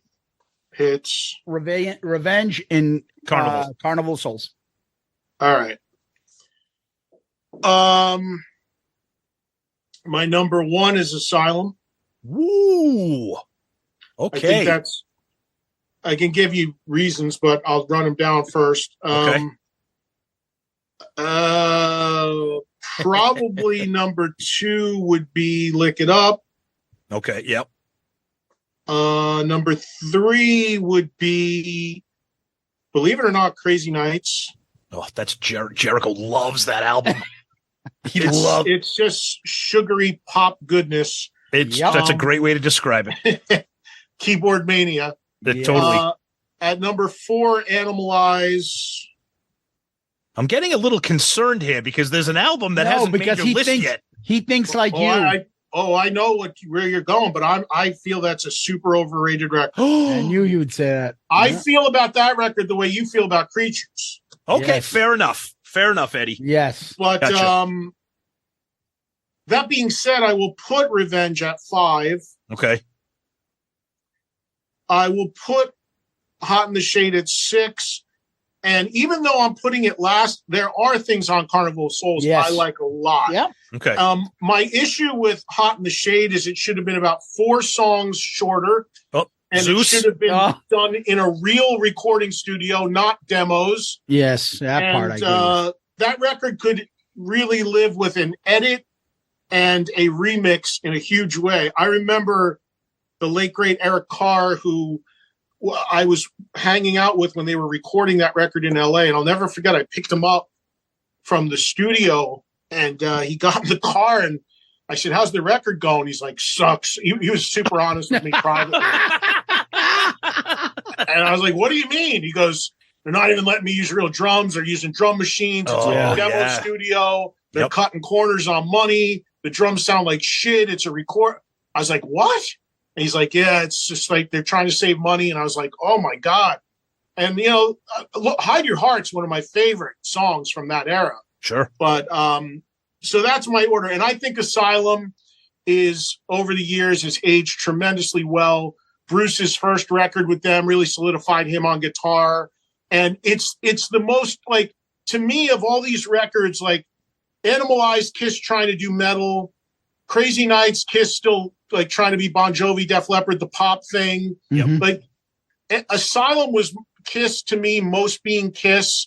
And you had moments in there like Secretly Cruel where Love that. Paul and Gene sing together and All Night, as goofy as it is, anthemic Kiss. To me, it was the most Kiss-like mix of that era. Yeah, I think what Zeus and I talk about this, I think one of the biggest things about 80s Kiss or unmasked Kiss, primarily 80s Kiss, is, and we've kind of come to love this, is the Gene stuff. Because when you for us, when you think of unmasked, unmakeup Kiss, you think of Paul, because obviously Paul was the frontman and all the songs were Paul songs. But those deep cuts that Gene has on Asylum, you mentioned Secretly Cruel, on Crazy Nights, songs like Hell or High Water, Good Girl Gone Bad, just tremendously underrated. I mean, there are some songs on Animalized that, you know, Zeus has a fun time with, Murder and High Heels and things like that. It's brutal. Bitch Burn. But it's a great riff. But I think that's like such an underrated aspect of that. And I think you're right. I'm glad you brought up Bruce because we love Bruce. But another thing, when we did our Crazy Nights review, Bruce friggin' owns Crazy Nights. Yeah, he was the MVP, it's an incredible record. Guitar album. But can you tell me, because I hear this a lot, what's overrated about Revenge? And I respect and appreciate everybody. See, I love Revenge to the point where it's like insulting, like, you know, a family member. Before he answers, we have this thing. He thinks Destroyer is vastly overrated, and so hearing someone say Revenge, I think Creatures is wicked overrated too. Yeah, and Destroyer. Yeah. So to me, I think both of those are top of the mountain for Kiss. So I'm interested to hear your thoughts about overrated, underrated, at least. Okay, so when I look at Revenge, to answer your question, again, I got to be clear. I do not dislike the record at all. Sure. But it's a record that I just feel like has some stuff on it that just is not there's, I think why I say it's overrated is there's so many fans that maybe yourself feel this way, that it was this huge comeback, return to form. It was the best record since Destroyer and all of that. I can't make that case. I mean, there's a lot. Okay. I Just Wanna is basically Summertime Blues rewritten. Paralyzed, I don't like at all. Every Time I Look at You, I think they were sued for because it was First Cut is the deepest. Domino is ZZ Top. God Gave Rock and Roll to You is a cover. Take It Off is kind of like, okay, stripper anthem, whatever. I mean, yes, that's a positive thing. Yeah, I'll give you that. The stuff I like on here is like, I love Tough Love. I love Thou Shalt Not is a very heavy, Awesome. great Gene song, great groove. Unholy's killer. Spit literally has Spinal Tap lyrics. The bigger the cushion, the better the push. I mean, it's like, so as much as that's all Kiss and that's all fair game in Kiss land, to me, I just feel like it gets so much more love. And if I look at Asylum or even some of these other records, I can go track to track and be like, these are actually better or just as good records. And I feel like they get shit on a little bit. Yeah, I think the thing for the clothing. I think the thing for me with Revenge, it's twofold. I'm a Gene guy, and it's a Gene heavy record with Unholy and Thou Shalt Not and Spit and Domino and I think to me it's a harder edged record, and I think it's me personally, I think it's Bruce's best record, which is saying a lot because everything Bruce does is awesome. But you're right, when you break it down when you strip it down and give it a blanket beating the way you just did. Not my intention. I don't dislike the record. I know. Overrated. But it's the same thing we say about Creatures when we did our Creatures review. I think people get enamored with the album cover, the drum sound of Eric, which is completely incredible and bombastic and full, and I Love It Loud and War Machine. But a lot of those songs are like, I think it's an album full of fillers that sound great. Now, let me be clear. I'm going to say what Eddie said here. I don't dislike Creatures. I just think people gush over it. For Christ's sake, Kiss obviously gushes over it because they did a fucking box set for it, but didn't do one for Love Gun or Rock and Roll Over. So that shows you how. Well, here's the thing. Here's the thing on the box sets. Oh, good. Perfect. Go ahead. So, okay. So, first of all, I love Creatures.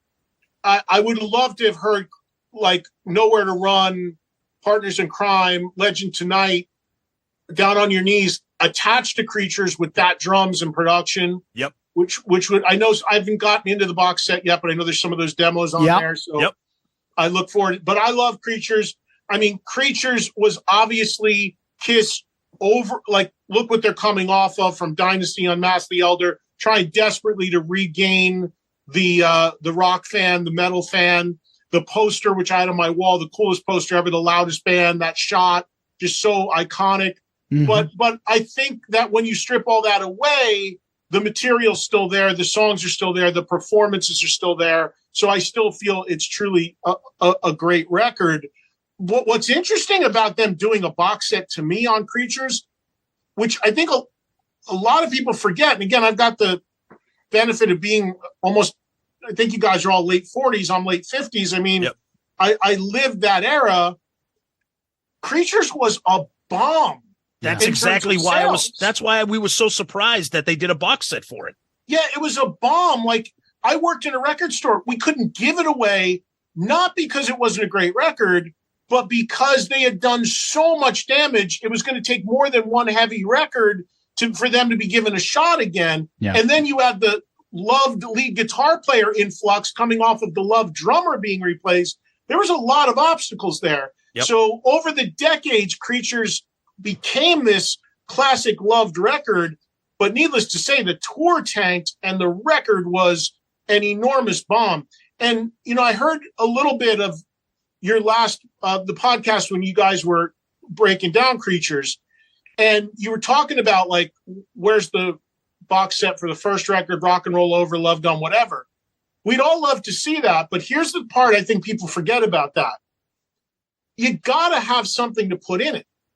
And, like, first record for Kiss, it'd be wonderful to have a box set like this, and maybe we'll get it. But beyond the Wicked Lester record, that's a band that was coming off of driving taxi cabs, was basically going in the studio overnight to get time to record. I doubt there's 50 demos from that period. And if they are, they're probably not very good. Rock and Roll Over is 32 minutes long. I mean, they were doing a record every 6 months. I doubt they over-recorded and had a lot sitting around. So in order to do these box sets, you got to really, really have the material to make them make sense to do, which is the part that I think a lot of people forget about. And already, let's be honest, whether it's Kiss, Zeppelin, some of these other ones I've seen, when you look at what they try to fill them out with, you know, version number 6 that faded 3 seconds earlier. Come on, who needs that? Well, it's who needs the tank sound effects? Eddie, I'm a big Elvis fan. I've been buying Elvis CDs and stuff for, I don't know, since in the 90s. Do you have any idea how many track 12, take 14, take 15, and they're like 17 new unreleased Elvis songs? It's like, dude, they're not Elvis songs. It's Like, Elvis like going, oh shit, I burped in the middle of the song. Let me start that over. Here you go. It'll say something like, EQ number 6 or EQ version, like nothing that like a dog couldn't pick out the difference. Well, And it's like this. It's like the same thing that you just mentioned on the Zeppelin box sets and the Metallica box sets. Two of my all-time favorite bands besides Kiss. Like, oh, Enter Sandman, James's Basement take on March 3rd. And it's like, what the? Like, what do you? And then, like you said, it's like 200 unreleased demos. None of them. No one wants to listen to any of them. So you got to have the source material to have it make sense to do it. And, it was such an interesting time for Kiss creatures with the flux they were in and trying to figure it out. Real quick on this, too. This might blow your mind to know this. Yeah. So as most hardcore Kiss fans know, Bryan Adams co-wrote 2 songs. Sure. Yeah. The summer of '69, Bryan Adams co-wrote 2 songs on Creatures. Yep. Rock and Roll Hell, War Machine. Yep. I had Bryan Adams on my radio show a couple years ago and asked him about that, how that came about. And he talked about it. He was just a songwriter. He got approached and went and worked with Gene, whatever. Bryan Adams, this is only like a year ago, had no recollection that War Machine was a big song for Kiss. Wow. And has been in their set. And he had no knowledge of it. And to this day has never seen Kiss play live. Wow. That is must love them. That is yeah, exactly. That is and to think that he co-wrote like War Machine, one of the most, I mean, arguably one of the heaviest songs in their entire catalog. Yeah, doesn't he have one of the ones on Killers too? Is his name on one of the Killers ones? I'm not sure about that. Maybe I'm wrong. Yeah, I'm not sure about that. But I will say this though, Zeus, just real quick, and I will say this: I am, for someone who thinks Creatures of the Night is overrated, I think I was actually happy with the box set. I mean, I bitched about it just for fun, but like we talked about earlier, having that book and those, it has a smaller version of the loudest band in the world. That poster, I mean, it's an incredible thing because you're right. During that era, I mean, most of the demos that were Rock and Roll Over, they were all in the Destroyer box set. Half of those demos became tracks on Rock and Roll Over. So that is a great point that I never thought of. So how many people are feeling beat that bought the vault right now? Because I said it. I said sooner or later they're all going to be released. As these box sets roll out, Gene's just going to repurpose that stuff on there. Here's my demos. Yeah, exactly. But to get back to you, Eddie, you're right. I was thinking of Adam Mitchell. I'm like, no, Adam Mitchell was the co-jab. Michael Japp. But Michael Japp, Paul Stanley, Bryan Adams wrote Down on Your Knees. Okay, so you're right. Okay, so you're right. You got it. That was it. Yeah. You got it. Hey, real quick, while we're talking about these records, where do you guys land on Lick It Up? So that's one of I think 4 albums we haven't reviewed yet. Yeah. Let's just say it's top near the top for me. I think it's Vinny. If just, God damn it. Couldn't he just fucking behave for a little bit and given us 2 or 3 more albums with him? Cause he was literally an equal third person assisting the band in writing great songs. His work, the riffs, just the solo on A Million to One for me, off the charts. Yeah, we haven't done our full deep dive and review of Lick It Up, but Lick It Up is I've over the years I put that right with me personally. I put that right with Revenge. Yeah. But Lick It Up is a deceptively heavy record. People don't realize how heavy that record is. Very heavy. Exciter, Not for the Innocent, Young and Wasted. I mean, there's heavy stuff for Kiss on that record. And the real irony about them booting Vinny, and I saw a lot of the Lick It Up shows, and I saw the literal fighting on stage with Paul and Vinny about Vinny overplaying and all that. But what was crazy about that is they boot Vinny because he was just wanting to shred and all this overplaying and whatever was going on. But then they replace him with Mark St. John, who was even a bigger shredder. Incredible. I mean, may he rest in peace, but you know what I'm saying? It's like, then I hear I've had enough and Under the Gun and all this stuff, and it's like, and all you hear about is Gene talking about Vinny like it was like a gnat running, well, listen, you got a guy that did the same thing to replace him. Yep. Crazy. I'll never understand that. But that leads it. It's a great segue. I made a comment. To me, in my opinion, Bruce Kulick is the best Kiss replacement player in the band. Nobody better. Replacement player or guitarist? All around. That means drummers, guitarists, since the same lead singer, rhythm guitar, and bassist is there. He hasn't those two haven't changed.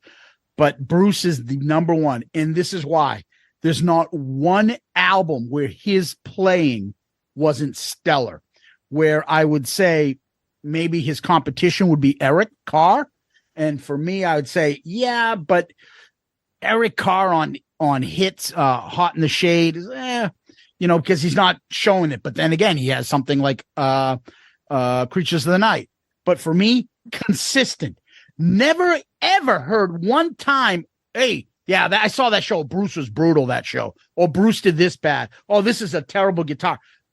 Nothing but positive things and consistency.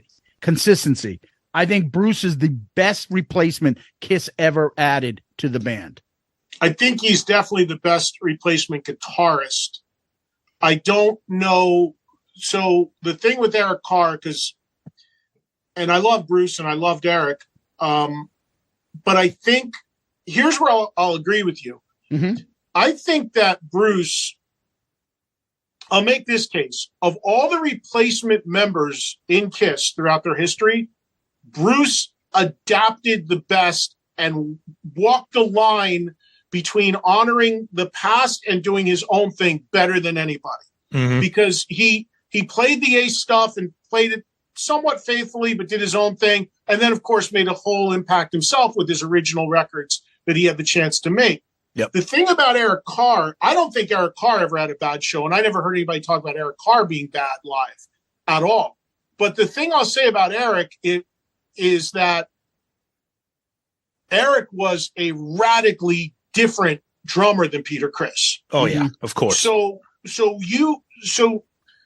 the only way I could kind of give the nod, if I've had to find a way to Bruce, when you look at Bruce versus Eric, because that's to me is the conversation here. Yeah. Where Bruce meshed in kind of more, and remember he's coming in like people forget, like the Animalized tour, people kept waiting for Mark St. John to come out. Yep. Like, where's this Shredder dude? And then they got this other guy, and it's like a weird time. Bruce, just because of his demeanor, his personality, his adaptability, he really like walked all the lines in the right way coming in as a replacement guy. Where Eric came in a different way, it's like, okay, you're replacing this loved guy who was more of like a swing jazz influenced kind of guy, and here you come with your double kick being John Bonham and just Basher in this. Kiss needed that at that time. I mean, I remember I was at Eric's first show at the Palladium, 1980. I mean, they dropped the curtain and you saw that double kick and it was like, here we go. And you heard Detroit Rock City with that double kick driving it. Kiss needed that, but it was very different. It was like counter to the style Peter Criss had. So although both super loved, rightfully so, members, I think Bruce fit and worked and meshed in better, if that makes sense. Yeah, and the reason why I forgot, the other main part I forgot is I forgot to mention there was never tension with Bruce. Right or wrong, there was some tension at the end with Eric and Paul. So to me, that's why I think for the band itself, Kiss, Bruce was the, no tension, consistency, nice guy, great to the fans. Well, no tension that we know about. True. Yeah. Very true. I mean, we just don't know. I mean, one of the reasons why so many people know about the Eric Carr stuff is because he passed away, the controversy at that time. And also, if anybody ever saw, there's like 6 hours of raw footage of the first couple shows of the Hot in the Shade tour on YouTube, which I think was going to be for like another Exposed. It's well known. Eric did not talk to Paul that entire tour. Yes. And when there's if anyone's seen that footage, when there's that roaming camera and they're just like, hey guys, going, and they won't even like Eric won't even acknowledge Paul. It's like, so we know about a lot of that stuff because I still can't believe that camera actually caught that stuff. But, you know, you don't know what goes on behind the scenes with some of these guys, but the stuff that we know publicly, yeah, that's totally true. I think if you want to argue best replacement player, I think, in my opinion, I think it's, as much as I love Bruce, I think Eric Carr undoubtedly had the biggest impact as a replacement player. And I kind of think that's what it sounded like you were saying, Eddie, that they needed that. People always have this argument, oh, did Vinnie Vincent save Kiss? I'm not saying that Eric Carr saved Kiss per se, but they would not have been able to do what they did throughout the 80s with probably any other drummer. I mean, maybe if Eric Singer joined back in 1980, who knows? But I think in terms of impact, I think it's hard to argue that Eric Carr joining Kiss when he did, especially with the records that they made, was just, really hard to argue. And let's not discount the personality. I mean, I think that he is, and Bruce is a wonderful guy and a friend, and I love him to death. Yep. But Bruce is not nearly the type of personality that Eric was. Is super like kind of animated, outgoing, kind of fun guy like that. Not saying Bruce isn't, but he's just a different kind of guy. Yeah. I think that Eric is the most loved of you. You know, if you rank the most loved, and that's a hard thing to say, given that he was the first guy that wasn't original and had to break down those walls. Yeah. But Kiss was on such fumes at that time and such damaged goods that the fans that were still left, like myself, were looking for anything to get excited about. And here comes this guy that they literally pulled off the street, who was just loved being there and was so immediately likable. And then you watched him play, and then the other part that people forget about with Eric is he sang great. He was the lead singer in his previous bands. Yeah. So here he is doing Black Diamond and live would sing Young and Wasted and all those backing vocals. I mean, he was just immediately embraced. Yep. And he had a big effing smile on his face when he was playing live. Unlike poor Eric Singer, who's folding laundry and quite sad up there and looks bored as fucking hell playing the drums for Kiss right now. I don't go now, so I don't know. I wouldn't have seen, but yeah, it's not inspiring. It's not. But he's when he jumps in, he's a great drummer. Bruce's band, he's got a big smile on his face. He's playing the older songs with a lot of flair in it, but he's playing the same shit. Yeah, I saw Eric Singer play with Bruce at that show in Vegas like a year ago and he looked happy and smiling. Yeah, it was great. Yeah. So, Tom, you got the next ranking? You got one, or do you want me to hit the next one? Go for it. Take it. All right. Quite simple. There's 4 Alives and there's Unplug. Rank those. Ooh. This is always questionable. We got into this on Twitter one time, and people were not happy with my rankings. Yeah. So you got Alive 1, 2, 3, Alive 4 Symphony, MTV Unplugged. Oh, okay. You're talking about the Symphony. Okay. Yeah. All right. Oh, you were wondering what's Alive 4? Yeah, like I was like, Millennium. what's Alive 4? Yeah. The Symphony. Okay, so I'm going to run them right in the order they came out. 1, 2, 3, and 4. And I'm sorry. I'm going to go 1, 2, 3, Unplugged, and Symphony. Okay. So, Unplugged doesn't jump over 3?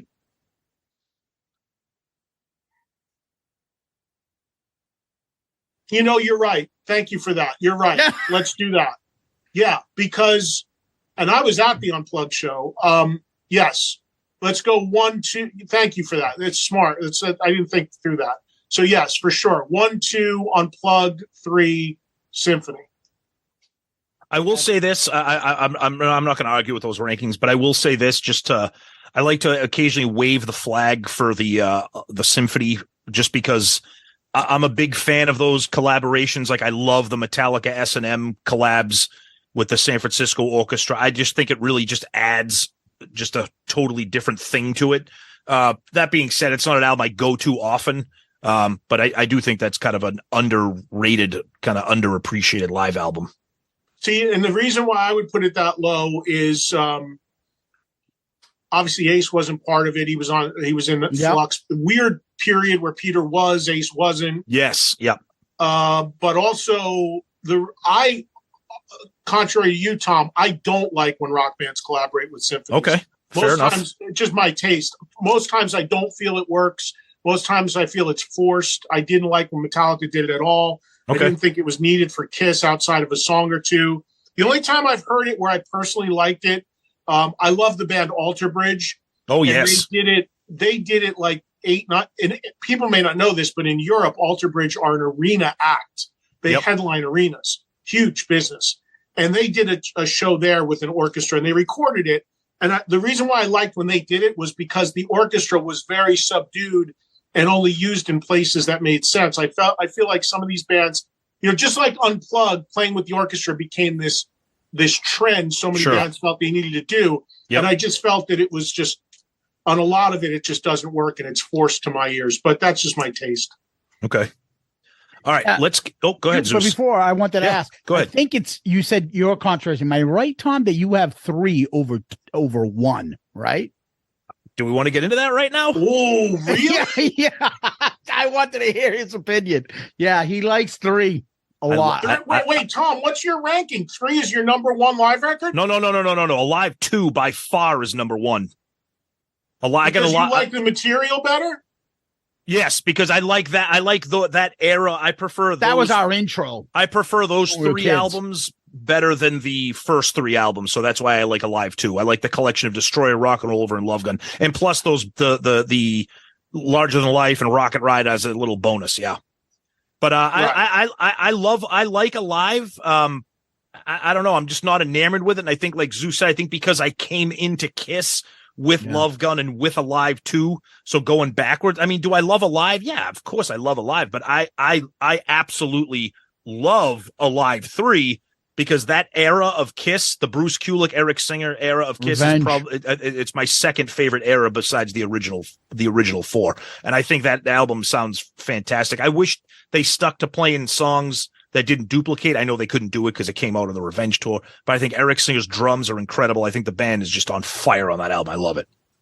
Yeah, I came into Kiss on Rock and Roll Over. I mean, that was the new record at the time I discovered Kiss. So I'm in that zone as well. But when I just listened to the records, I don't know. Maybe I'd feel differently about Alive 2 over 1 if all of Alive 2 was live. And I love the studio tracks. I really do. But it just doesn't, it always feels like there's that little asterisk there because you've got that fourth side. And I don't know why they just didn't put like Take Me, Love 'Em, Leave 'Em, and just fill that out. I mean, I understand they not wanting to repeat one song. And back then, they were doing some of those songs that they just didn't include. So I would probably would have Alive 2 maybe a little higher. But, it's interesting real quick on Alive 2, just outside of the music and stuff. Yeah. I spent yesterday with Brett Michaels, who did my show, and we were talking about Kiss. And Alive 2 came up. And Brett was talking about the photo in Alive 2, the photo, right? Yep. So my mind immediately went to, as anybody's would, the gatefold. Yeah. One of the greatest photos ever. Yep. But he wasn't talking about that photo. He was sorry, I just hit my camera. He was talking about the inner sleeves, the photos of the fans with their hands in the air and the confetti falling. Yep. And he was talking about the impact that photo had on him wanting to be an entertainer and rock star himself.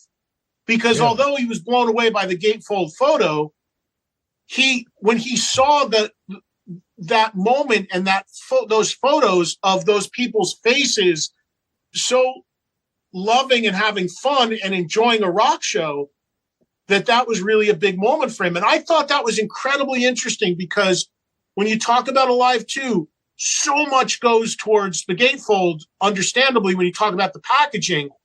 But those really capture a show in 77, the inner sleeve photos.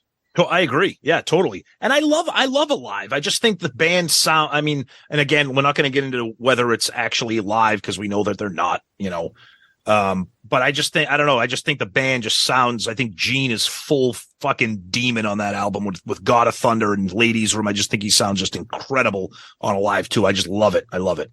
I asked Eddie Kramer, who did all three of the first three records, how much live they are. And he said, as each one came out, they got gradually a little bit more live, but not that much. Not that much. Yeah. Eddie's, that's our next goal, to grab Eddie and have him kind of spill the beans on the Alive albums. Yeah. Yeah. I mean, he's pretty much said it all at this point, but it is interesting to hear those stories of like pulling tapes to get more applause in and, whatever else they had to do, Yep. All right, let's get to the big one here. All the makeup albums from the debut to Creatures. Yeah, we're not going to do the last three. No, those don't those. No, we're not. We're sticking with. Yeah. So you got the debut, Hotter Than Hell, Dressed to Kill, Destroyer, Rock and Roll Over, Love Gun, Dynasty, Unmasked, Elder, Creatures of the Night.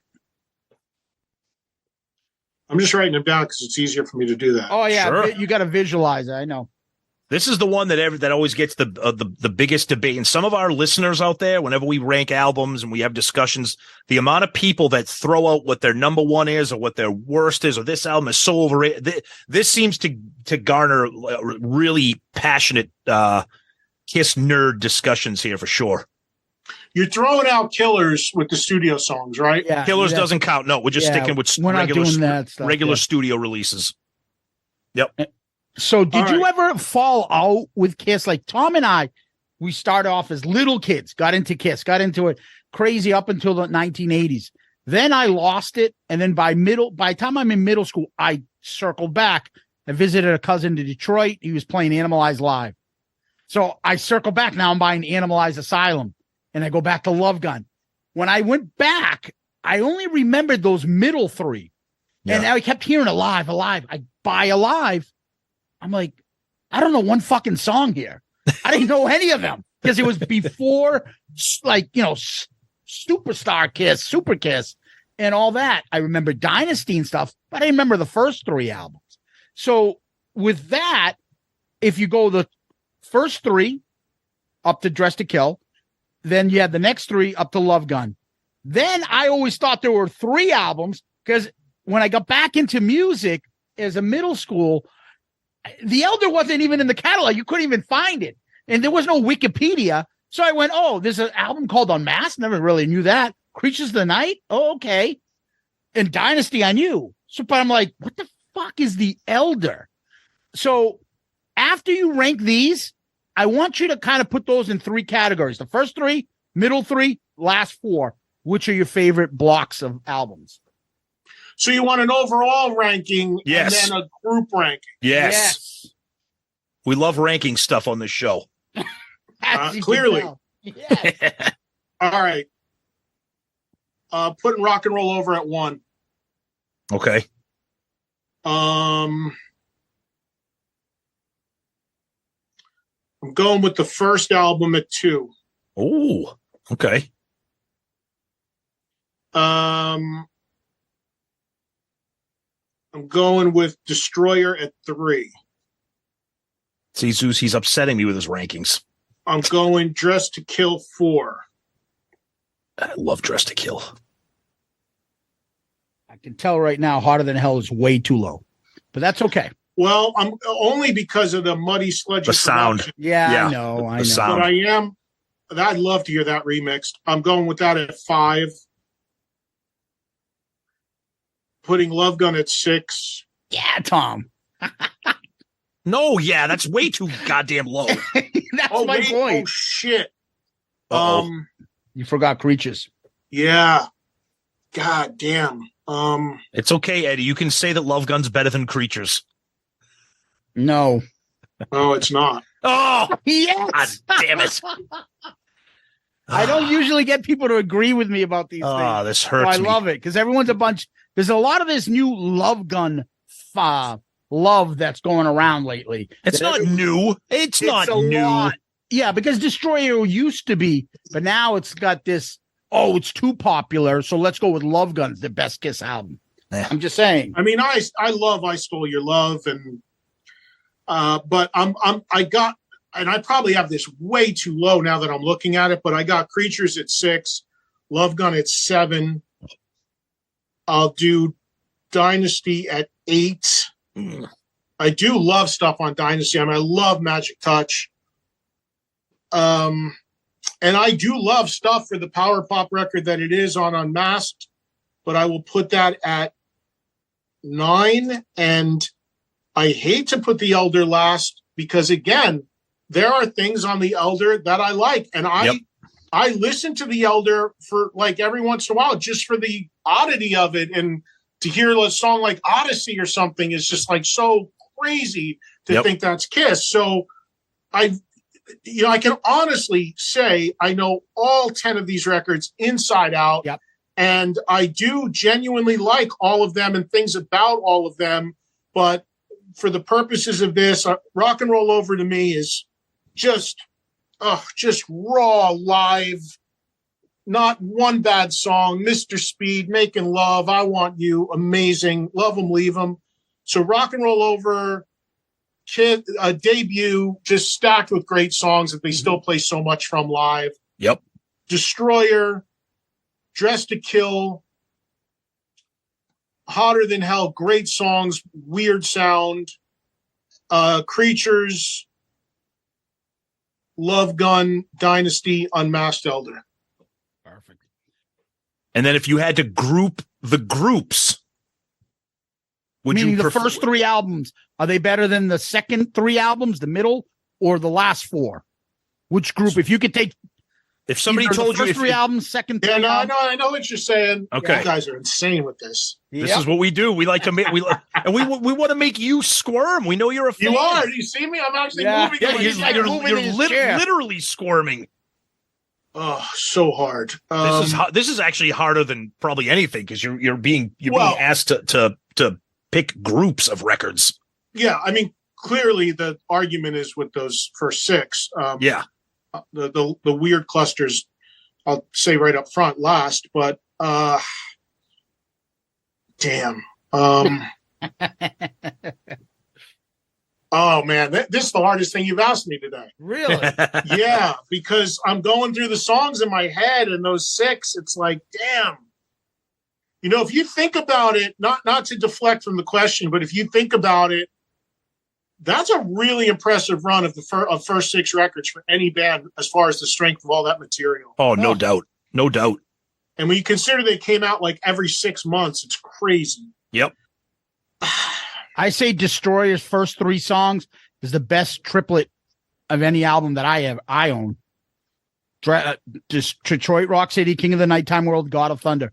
That's my favorite 3 songs in a row. I can't find a better cluster. It's hard to, it's hard to argue. Yeah.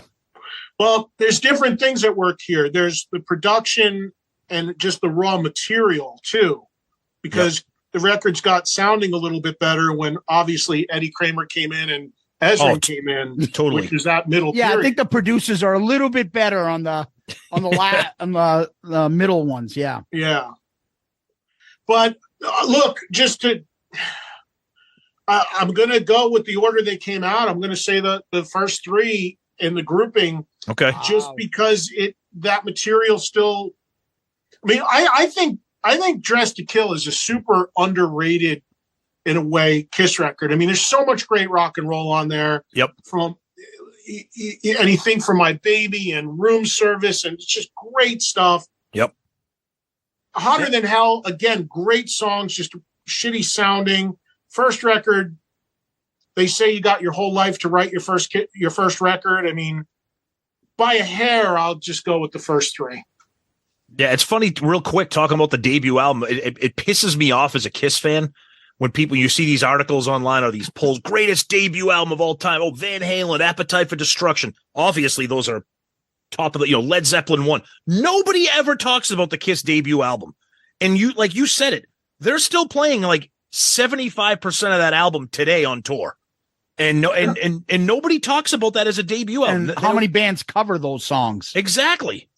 Well, I just think that goes hand in hand with the fact that the general world just doesn't respect Kiss. I mean, that's gone on since that first record. Yeah, So the whole world, in terms of media and what have you, Just they will never give Kiss a part of that conversation. Yeah. But I think that, and the other thing I'll say too is like when and I was just critical myself of the production, but I actually love the sound of the first record in Dress to Kill. Me too. I love them. I think Dress to Kill is great. I'm not sure about the first. You can say it's a little thin sounding, and I get that, but I'm not bothered by it. I think it's just very, very street, very kind of like of the time and what have you.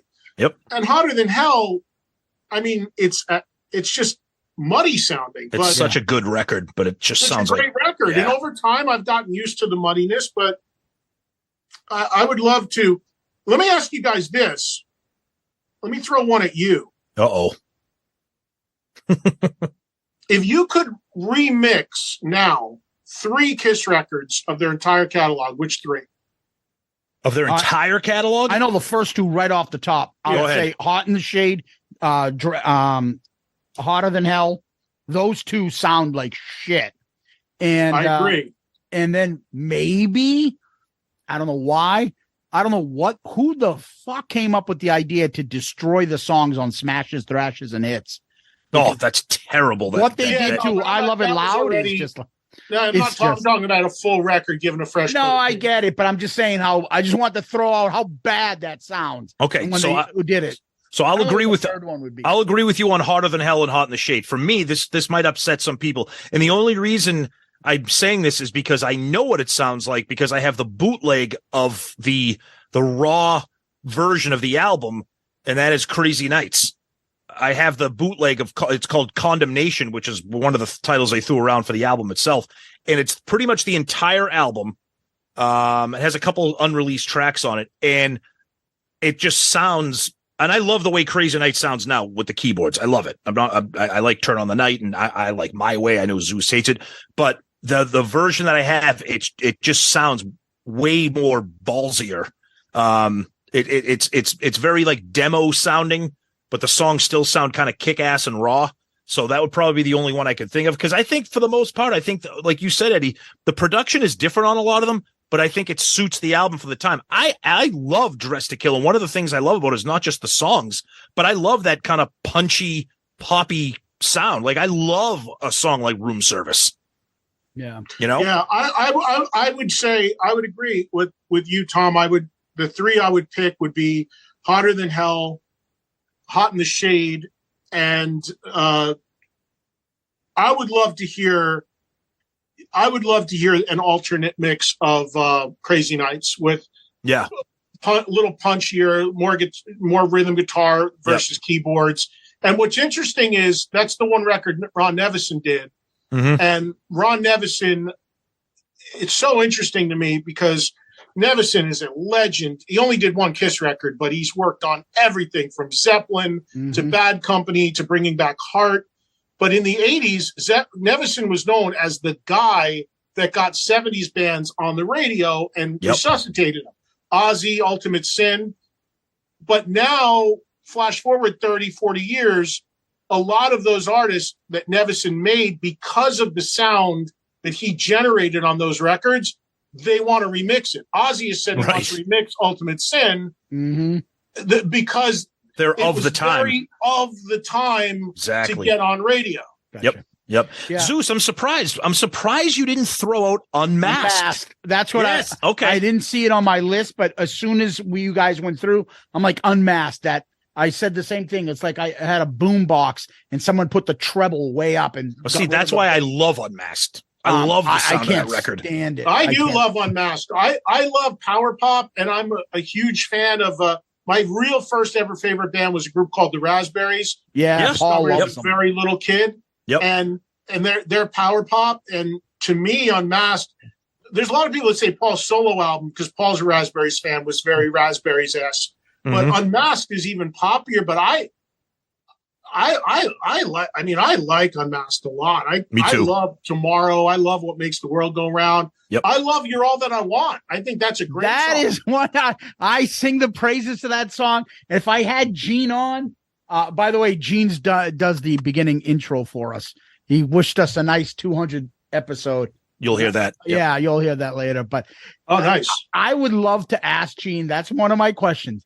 You've never written a love song, but you wrote this kind of 1980. Who was that about, or did you just write that?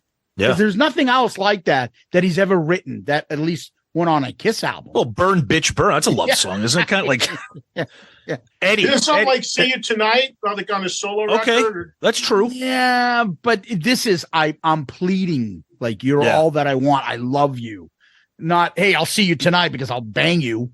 Right. You know, I don't know if that's what he says in the song, but you get my point. I just felt that, and I love that song. I have to say this to you too as well. I love the demo of that On the box set. acoustic Yeah. on the box set, and Mr. Speed's demo with, I think it's Bob that It's plays Bob. on the Mr. Speed, is better than the original, in my opinion. That extra guitar fills that he does, the guitar rocks on that demo. I love it. I play that way more than the original. I mean, And I saw them do "You're All That I Want" live on that Oh. tour. Oh, that's right. Because Yeah. They when played were that. doing it on at Mass, the yeah. Palladium, the one US show. That was one of the songs from Unmasked they did, and I thought that was. I always thought that was a great song. Hey, when we did this whole overall ranking thing, you guys didn't put Psycho Circus in. No, Yeah, we I didn't know. include. We We didn't include Psycho Yeah. Circus, Monster, or that's Sonic not, Boom. but that's not. I mean, well, actually, on You Mass, all you right? could say Actually, well, you know what? You brought it up. Rank Psycho Circus, Sonic Boom, and Monster. I can't on Sonic Boom and Monster. I don't know the records. Seriously, I don't. I was Okay. checked out. I mean, Okay. Yeah. Well, Zeus, you were asking me earlier if I ever checked out. I never checked out through the 80s and 90s. Never. You're a Like, I rare was bird. on Yeah. every record, every song, every show, everything. I checked out when the Yes. whole Tommy Eric, again, for the 9 billionth time, Yeah. nothing to do with them. Nothing to do with them as people, players, great people, great players. That was the line. I'm out. I can't look at this. So I don't, beyond the singles from those records, what was it? Modern Day Delilah. Yep. Hella Hallelujah. Hella Hallelujah. Both of those songs rock. Both of those Yes. songs kick ass, but they're not indicative of either album, in my opinion.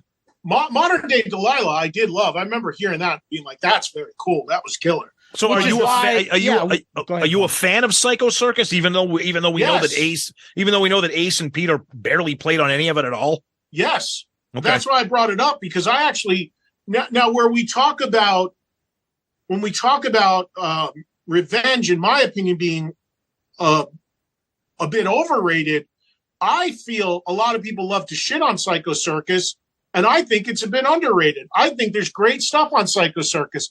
I love the title track.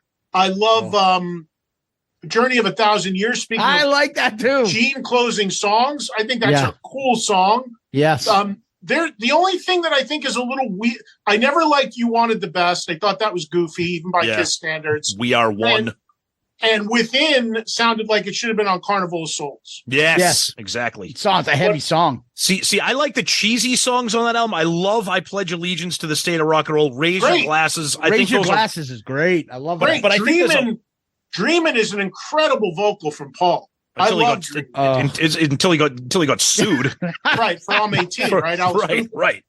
So Eddie, have you read? Real quick, we're going to shift gears here. We got a couple more, and then we're going to get you out of here because we thank you so much for the time that you've given us so far here. Have you read the 4 biographies by the original 4 members? Yes, when they came out. Okay. Do you recall them enough to be able to rank them or tell us which one was your favorite?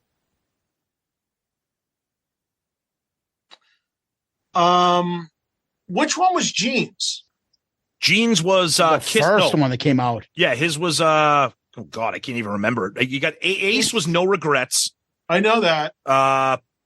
Peter was Make the Up to Mask. Break Up. Paul was Face the Music, and I think Gene was Kiss and Make Up or something like that. Was Gene's like a? I'm trying to remember Gene's. I don't know why it's escaping me. Was it like a full-on autobiography? Yeah. Yeah. Gene- Kiss and he had- Make Up. He had 2 books. He then wrote I think it was Sex, Money, and Kiss, and it was like a business book. But he did write an autobiography. He wrote the first one. His first, yeah, right. His came out first, I think. Yep. And then I banged these 4 girls. Yeah. And then I did this. Aces and then is I invented paper. Aces is hilarious because it's just all over the place. It literally sounds like he wrote it with like a pen and paper. Like it's or did he write it? Did he write it with a? No, I'm not saying that, but he I don't remember exactly, but he did call me when he was doing the book, and he's like, I need some fucking stories, you know, and I gave him a couple stories, but you know, it'd be hard for me to rank these books because it's been a while since I've read them, but I certainly read them all. There's no way I didn't. Okay. But I do have some recollection. Like with Ace, I don't remember if he put it in the book. I think he did. But one of the stories I gave him was about the fish sandwich. The fillet of fish. Is that in the book? Yes. Because I gave him that. He didn't remember that because he was out of his tree. But that is a God's honest story. Like I don't remember if he referenced me in the book, but I was there with him when that happened, and I told him about it because he was passed out in the back of a limo, and we had done a radio tour, and we were at the last station, which happened to be a station I also worked at, and I'm like shaking him, trying to revive him. I'm like, buddy, you got to give me one more, man. I got to get through. He's like, fucking fried. And I'm like, I go, what can we do? What can we do? Like, I'm ready to go like Pulp Fiction, like stick a needle in him, like whatever you got to do. And I just remember him gurgling, fish sandwich. Like, what? To a McDonald's fucking fillet of fish. And there was one right down the street. And I told the driver, I'm like, get to the McDonald's. Oh, we go in the drive-thru. I just handed through like $20. I'm like, there's as many fish sandwiches as you can. And ate the tartar sauces right And sure enough, he fucking snapped back and he got on that mic, went on. He was like a pro. Yeah, let me tell you about Rock Soldiers. It was like great. I was like, oh, Jesus Christ, Ace. All right, last one I want to ask you about, Eddie, before we let you go. Can you give us your 5 favorite Kiss songs? Impossible. Can you tell us what I said 5 favorite Kiss songs. So something must come to your head. And you don't have to put, number 1 is this, number 2. The Choose came into my head immediately. Yeah. Really? What else would come to your head to say, like, that is one of my favorite songs? And you're not going to be held to this. It's just, what are some of your favorite Kiss songs? Just immediately in my head, Got to Choose, King of the Nighttime World. Yes. Yep. Strutter. Yep.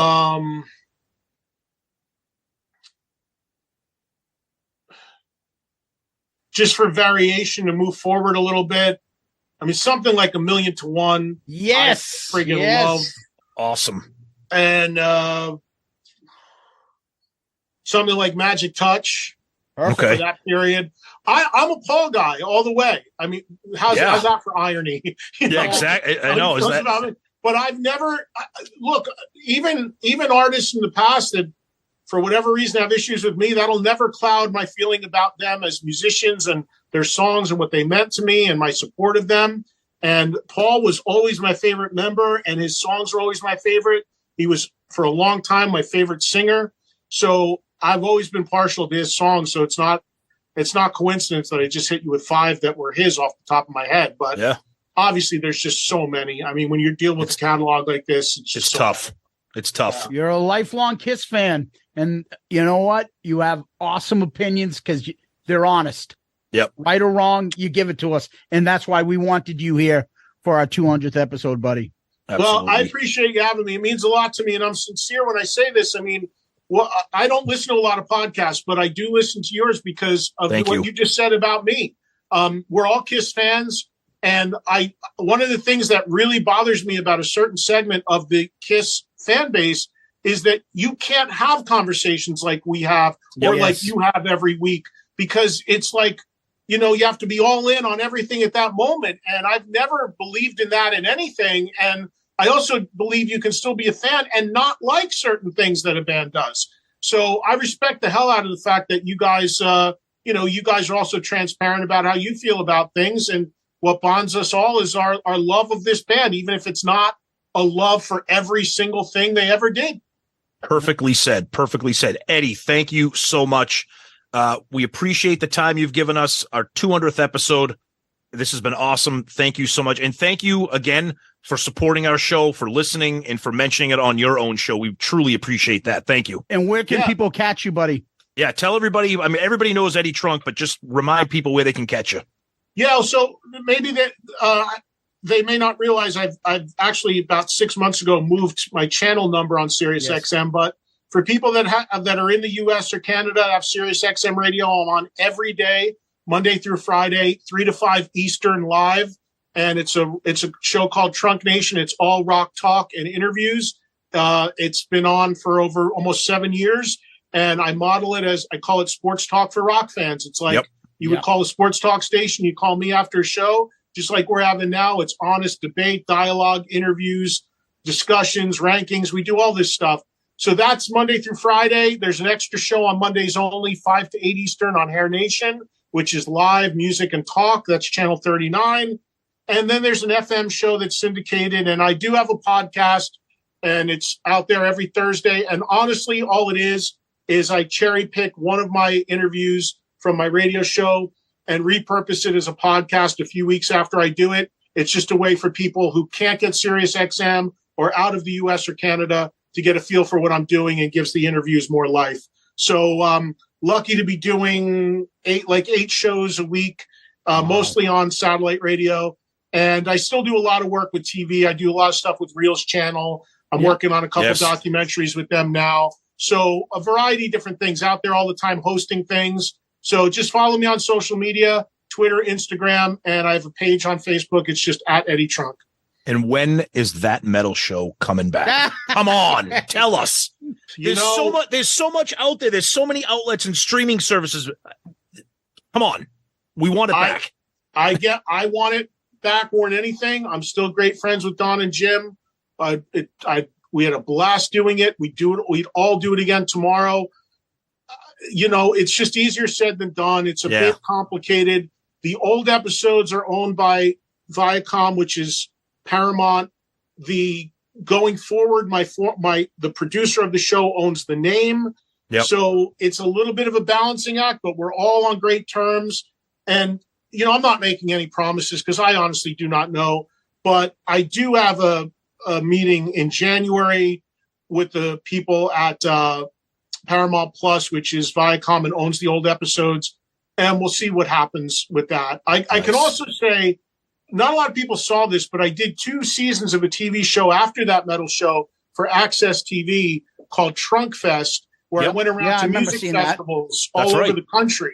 Yep. And those are on their app, free to everybody right now, or on their website. Cool. But I just did a shoot for Access in LA last week, and they're re-editing those shows. And maybe next year they're going to put them back on the air a bit, which is great because I put a lot of work into that. And although it wasn't all rock, it was just not a lot of people saw it because the channel was sold shortly after I finished doing that show. So it kind of got buried a little, but I think that's going to get pushed out there again too, which I'm excited about. Awesome. Eddie, thank you again so much. This has been a blast. We truly appreciate it. Thank you. Guys, thank you. Keep kicking ass, and appreciate the time. And I'm grateful you asked me to be part of such an important 200th episode. And here's to the next 200 and making more lists. That's right. Thank you, buddy. Thank you, Eddie. Thank you, Eddie. Guys. All right, and there it is. Talking about everything from the current news with Metallica and Blackie and Joe Lynn Turner and tracks. We know that Eddie is extremely, extremely passionate about tracks. And then we moved right into Kiss, and it was all Kiss. Makeup Kiss, non-makeup Kiss, live albums, biographies, talking about Eric Carr and Bruce Kulick and albums and just everything. And the thing that we love about those conversations is we're talking about the music, the band. Mm-hmm. And it was discussions, and it was like, why do you think Revenge is overrated? I can't believe you got Love Gun ranked 7th. Well, I think this is better, and the sound of that. And that's ultimately what we love about Kiss. I mean, do we talk about other things and bitch about other things and make fun of other things? Of course. But ultimately, it's the music that connects everybody, including you guys and me and Zeus and Eddie. And that's what we wanted to spend time doing. You can tell he's a Kiss fan, not just some celebrity. Right. And you want to know how you can tell? Because he's asking us, well, wait a minute, Tom, where do you have Kiss Alive 3? He thought you had 3 as number 1. Right. Like, he's asking us because it's a Kiss discussion. And that's what Kiss fanatics want to do. Yep. Is talk about the band. Where do you rank this? Where do you have this? And he's not just like, you want my opinion? Let me pontificate on Kiss and sit in my high chair. Exactly. No. He's going back and forth, asking, listening, responding. At one point, he's like, you're right. I'm squirming in my chair. He's like, this is the hardest question you've asked me. And I think it was the question that we're like, okay, which block is the best block in Kiss? The first 3, the middle 3, and then the last 4 technical albums in makeup up to Creatures of the Night. He's like, well, the last one is, number 3, but the other 2, he's like, that's the hardest question you've asked. Yeah, exactly. Those first 3 albums or those second 3 albums, like your Desert Island, you can only grab one. But those are the fun discussions, ranking things, talking about what's better and why is this better. That's overrated. That's underrated. This sounds better. These songs are this. Bruce Kulick is the best this. Eric Carr's the best that. Vinny, that's what we love. And when you're sharing that with another passionate fan like Eddie, it just makes it that much more fun and exciting for us. And we hope that you guys enjoyed that as much as we did, because it was friggin' killer. And we talked to Eddie a little bit before we started recording and a little bit after we finished recording. And it could have gone on. And, but it was great. Yeah. And that's the thing, I think the magic of our little community here of Loudcasters is I think we've got our own little niche in the podcast world and even in the Kiss world, where we can steal, like, it's not just all jokes. Can't do no joke show. Hey, motherfucker, suck my dick. Fuck you. Exactly. Good night. Thank you. It can't be all jokes and fucking stupid shit. There has to be some content. Yeah, there's meat on that bone. And we're talking about that, but we got to laugh. This is Kiss. This isn't this Boston Symphony Pops, right? This is Kiss. And you could tell how much Eddie has a sense of humor about Ace too. He was friggin' telling us Ace stories again. I mean, there was some good one. He loves that. He has a blast with that, He seriously loves the Ace impressions. Of course. Of course. Hey, Eddie, thanks a lot for your support, but tell those guys to go fly a kite because I don't want to hear my voice anymore getting made fun of. And I still can't believe you told that fillet of fish story, Ed. It's ridiculous. I don't even remember that. God bless him. God bless everybody in Kiss. And we keep saying this too. It was 200 episodes in. The thing that I love is that our band is still here. They're still performing. For as much as we're bitching about them through all those time, they're still here. There's nothing more that I enjoy than I'm all of a sudden driving in my car and fucking Black Diamond comes on, or watching an old video and seeing them touring and playing Lick It Up right from that era. To me, no band does that for me more than Kiss. And I enjoy talking about it. I enjoy discussing it with my friend over here. And I enjoy making up stupid scenarios, stupid stories, stupid jokes. Some land, some don't. But we have fucking fun doing this. 200 episodes in, Tom. We had the great Eddie Trunk, and we fucking had a blast. Yeah, and one other thing is the unbelievable luck of us deciding to do a podcast, and right after that, Kiss announces the end of the road tour. End of eternity. Because it's still continuing. But think of that. So not only did we start a Kiss podcast, and we're still doing it, but we started it right when our band was starting a tour. Like, so there's been 200 episodes worth of shit to talk about. The cruises, the shows we've all been to, the anniversary releases, the biographies, the documentary. They've constantly been around. So it's not like we're digging for material. It's there. No, because material like this just came in when we get a DM on our Facebook Messenger. Oh no. I'm waiting from Walmart. I haven't gotten it yet. Like, as much as we're like praising Kiss, it's shit like that. Or somebody that'll tell us, where's my Dubai shit? It's just, unbelievable. So much material there. I don't think we're even close to hitting it, like the tip of the iceberg. Oh, God, no. We've got No. so much more to do. Yeah. Thank you guys for listening. We hope you enjoyed that. We enjoyed it. So no matter what, that was, I don't know, top episode for me, that conversation. That was great. And we give a huge shout out to Eddie for joining us and spending all the time that we had with him. It was amazing. Tom, what we like to do is answer a question once a week. What is our question of the week? We got one here from Adam Tyler Landry. And this is a question that we've kind of talked about a little bit here and there. But again, we are always bringing in new listeners. So sometimes we like to kind of go back to some topics. Hey, guys, love the show. Long-time listener. Second-time questioner.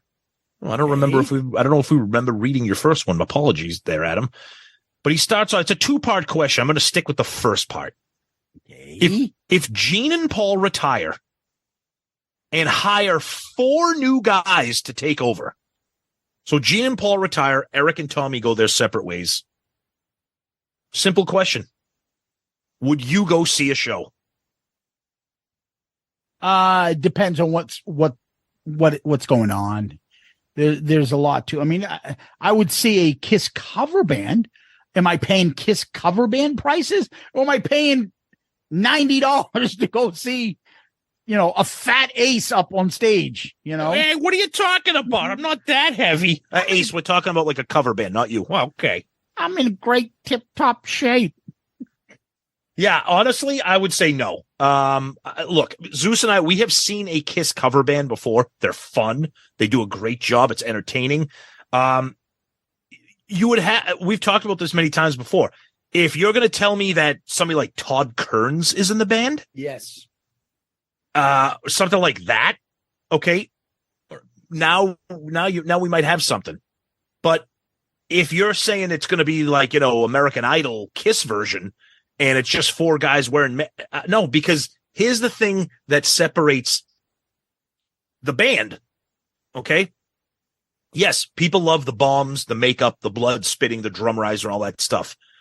But I enjoy Paul and I enjoy Gene. I enjoy Gene's voice, Paul's stage banter. I enjoy them. Okay. So somebody dressed up as the Demon, it's not going to matter to me. I don't want to see it. I want to see Gene. Yeah, I understand what you're saying. You don't want somebody that doesn't have what we would say like about Todd. He has the spirit of Paul in him. He's not copying him. So right. I don't want the fucking, the Wiggles dressed up in Kiss makeup up there doing jazz hands and saying, oh, yeah, this is Kiss. Right. And I'm glad you brought up Todd again, because you're right.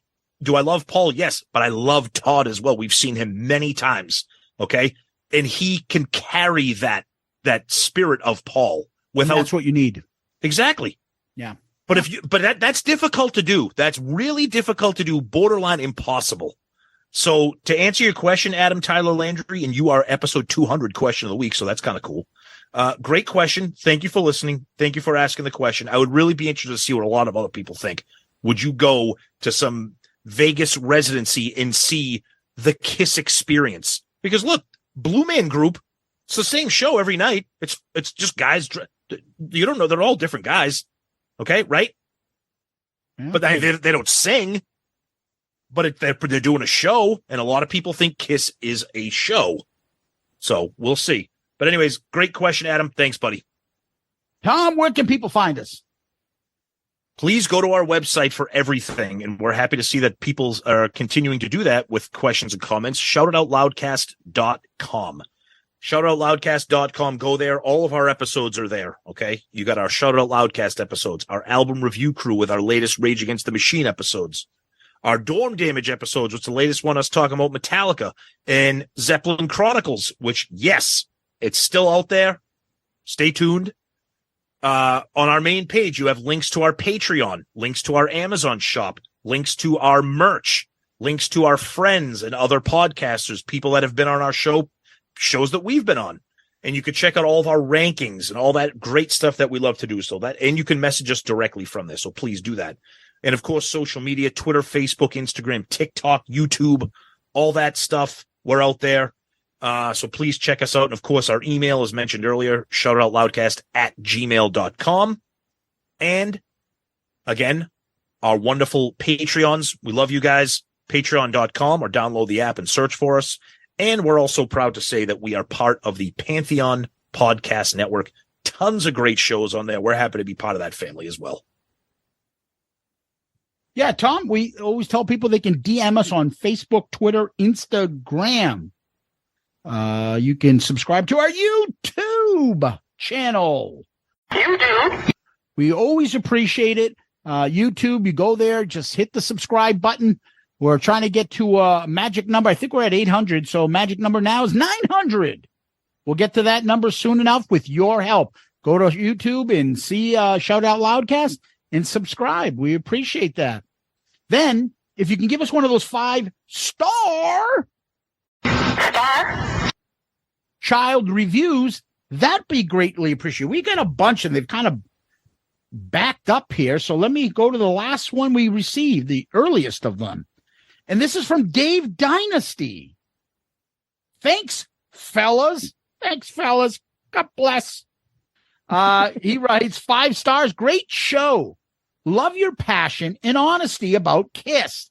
Always look forward to new episode, and you always make me laugh. Well, Dave, love that. Much appreciated. It's very kind of you to say. And these 5-star reviews help us tremendously. They move us up and get us in front of more eyes and move us up the food chain and hopefully keep growing the show. That's the number one way you can help us. Second, I would say you got your Amazon store. You got number 3, give us a 5-star child review. Those are the ways you can help this show consistently grow. And you guys have been doing it. That's why we're at episode 200. So I'll leave you with our website again, shoutitoutloudcast.com, shoutitoutloudcast.com, where you can find everything. Please go there, and you can find all our episodes, our merch, our Amazon store, friends of the show, people's podcast, guests that have been appeared on our show. You name it, statistics, we got it all there. So please go there. And then you can email us at shoutitoutloudcast@gmail.com, shoutitoutloudcast@gmail.com. Greatly appreciate those. We always read all the emails. We try to read them on the air, but some, I don't think we can. But regardless, please send them along. Tom, what we always do is we always end with famous last words. Do you have any? I do. 200th episode, I'm going with my favorite song from my favorite Kiss album. Oh. I remember the day that we met. I needed someone. You needed someone too. Spend time taking all you could get. Giving yourself was one thing you never could do.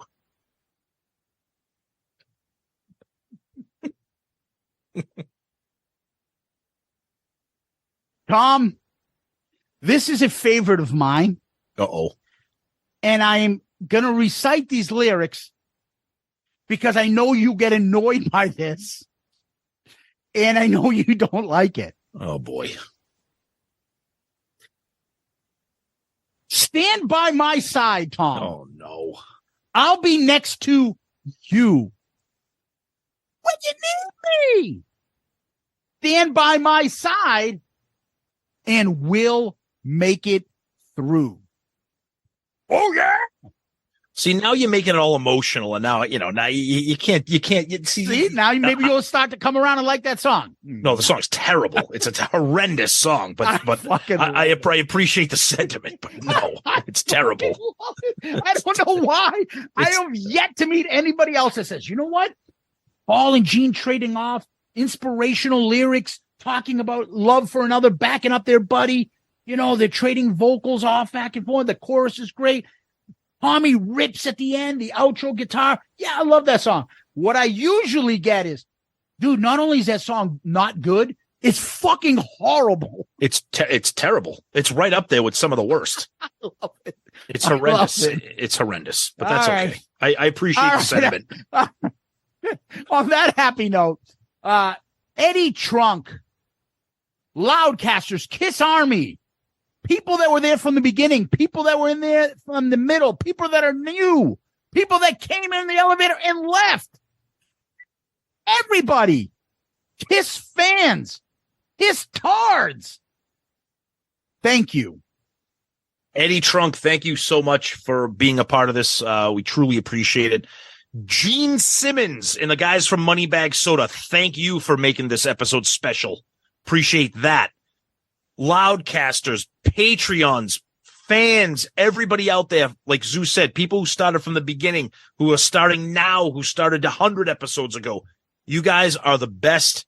We love you so much. And Zeus, as always, my friend, this obviously would be nothing without you by my side. What does that mean? Peace out, Girl Scout.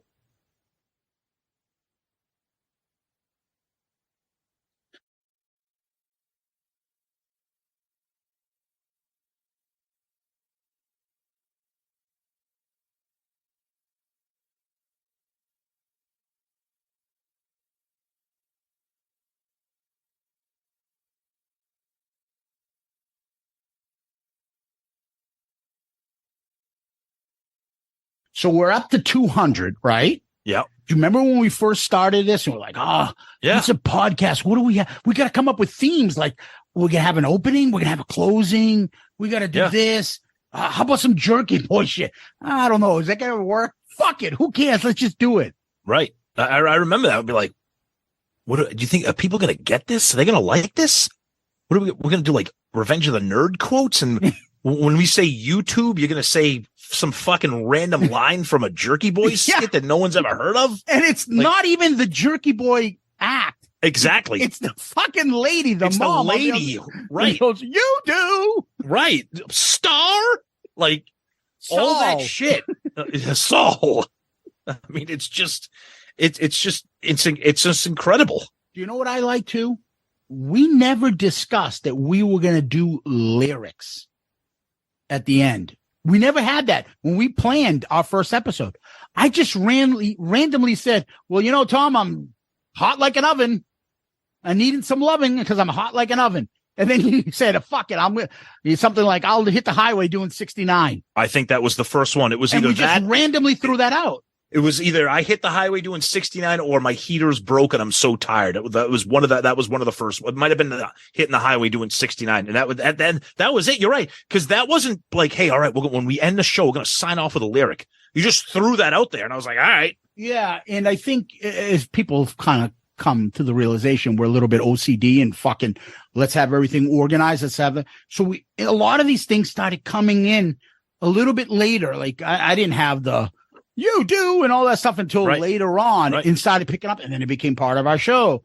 And then we have fucking go ahead. So speaking of OCD, do you remember we used to track what the lyric was from? Be like, I can't do that. You just did a song from Destroyer. Oh, this what are you talking about used to? I still do it. Oh, I don't. You don't look. Fucking asshole. I still look. I have a chart of what albums we've done our last lyric for. And I'm like, you know what? We've done 20 from this, 15, 17.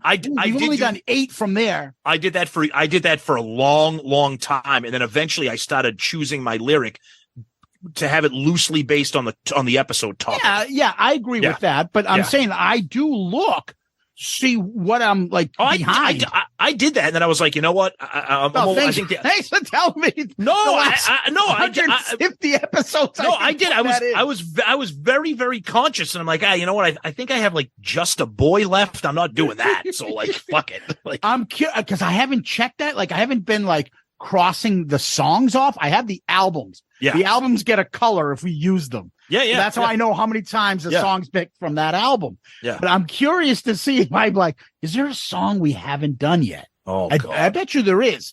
We can the Shout It Out Loudcast intern can go research 200 episodes and figure that out. We had a few people. Remember, they're like, hey, what do you need? I'm like, dude, I can't have somebody fucking do this, go for work. What do you need a fake ID for? So I can vote. We could come up with shit like that. But there were other stuff along the way. Interning for Shout It Out Loudcast is like interning for Kramerica Industries. It's not a real thing. Yeah. Kramerica Industries. Yeah. It's not a real thing. Yeah. I don't know if they're going to be able to use that in their NYU internship application. Exactly. But we'll see what happens.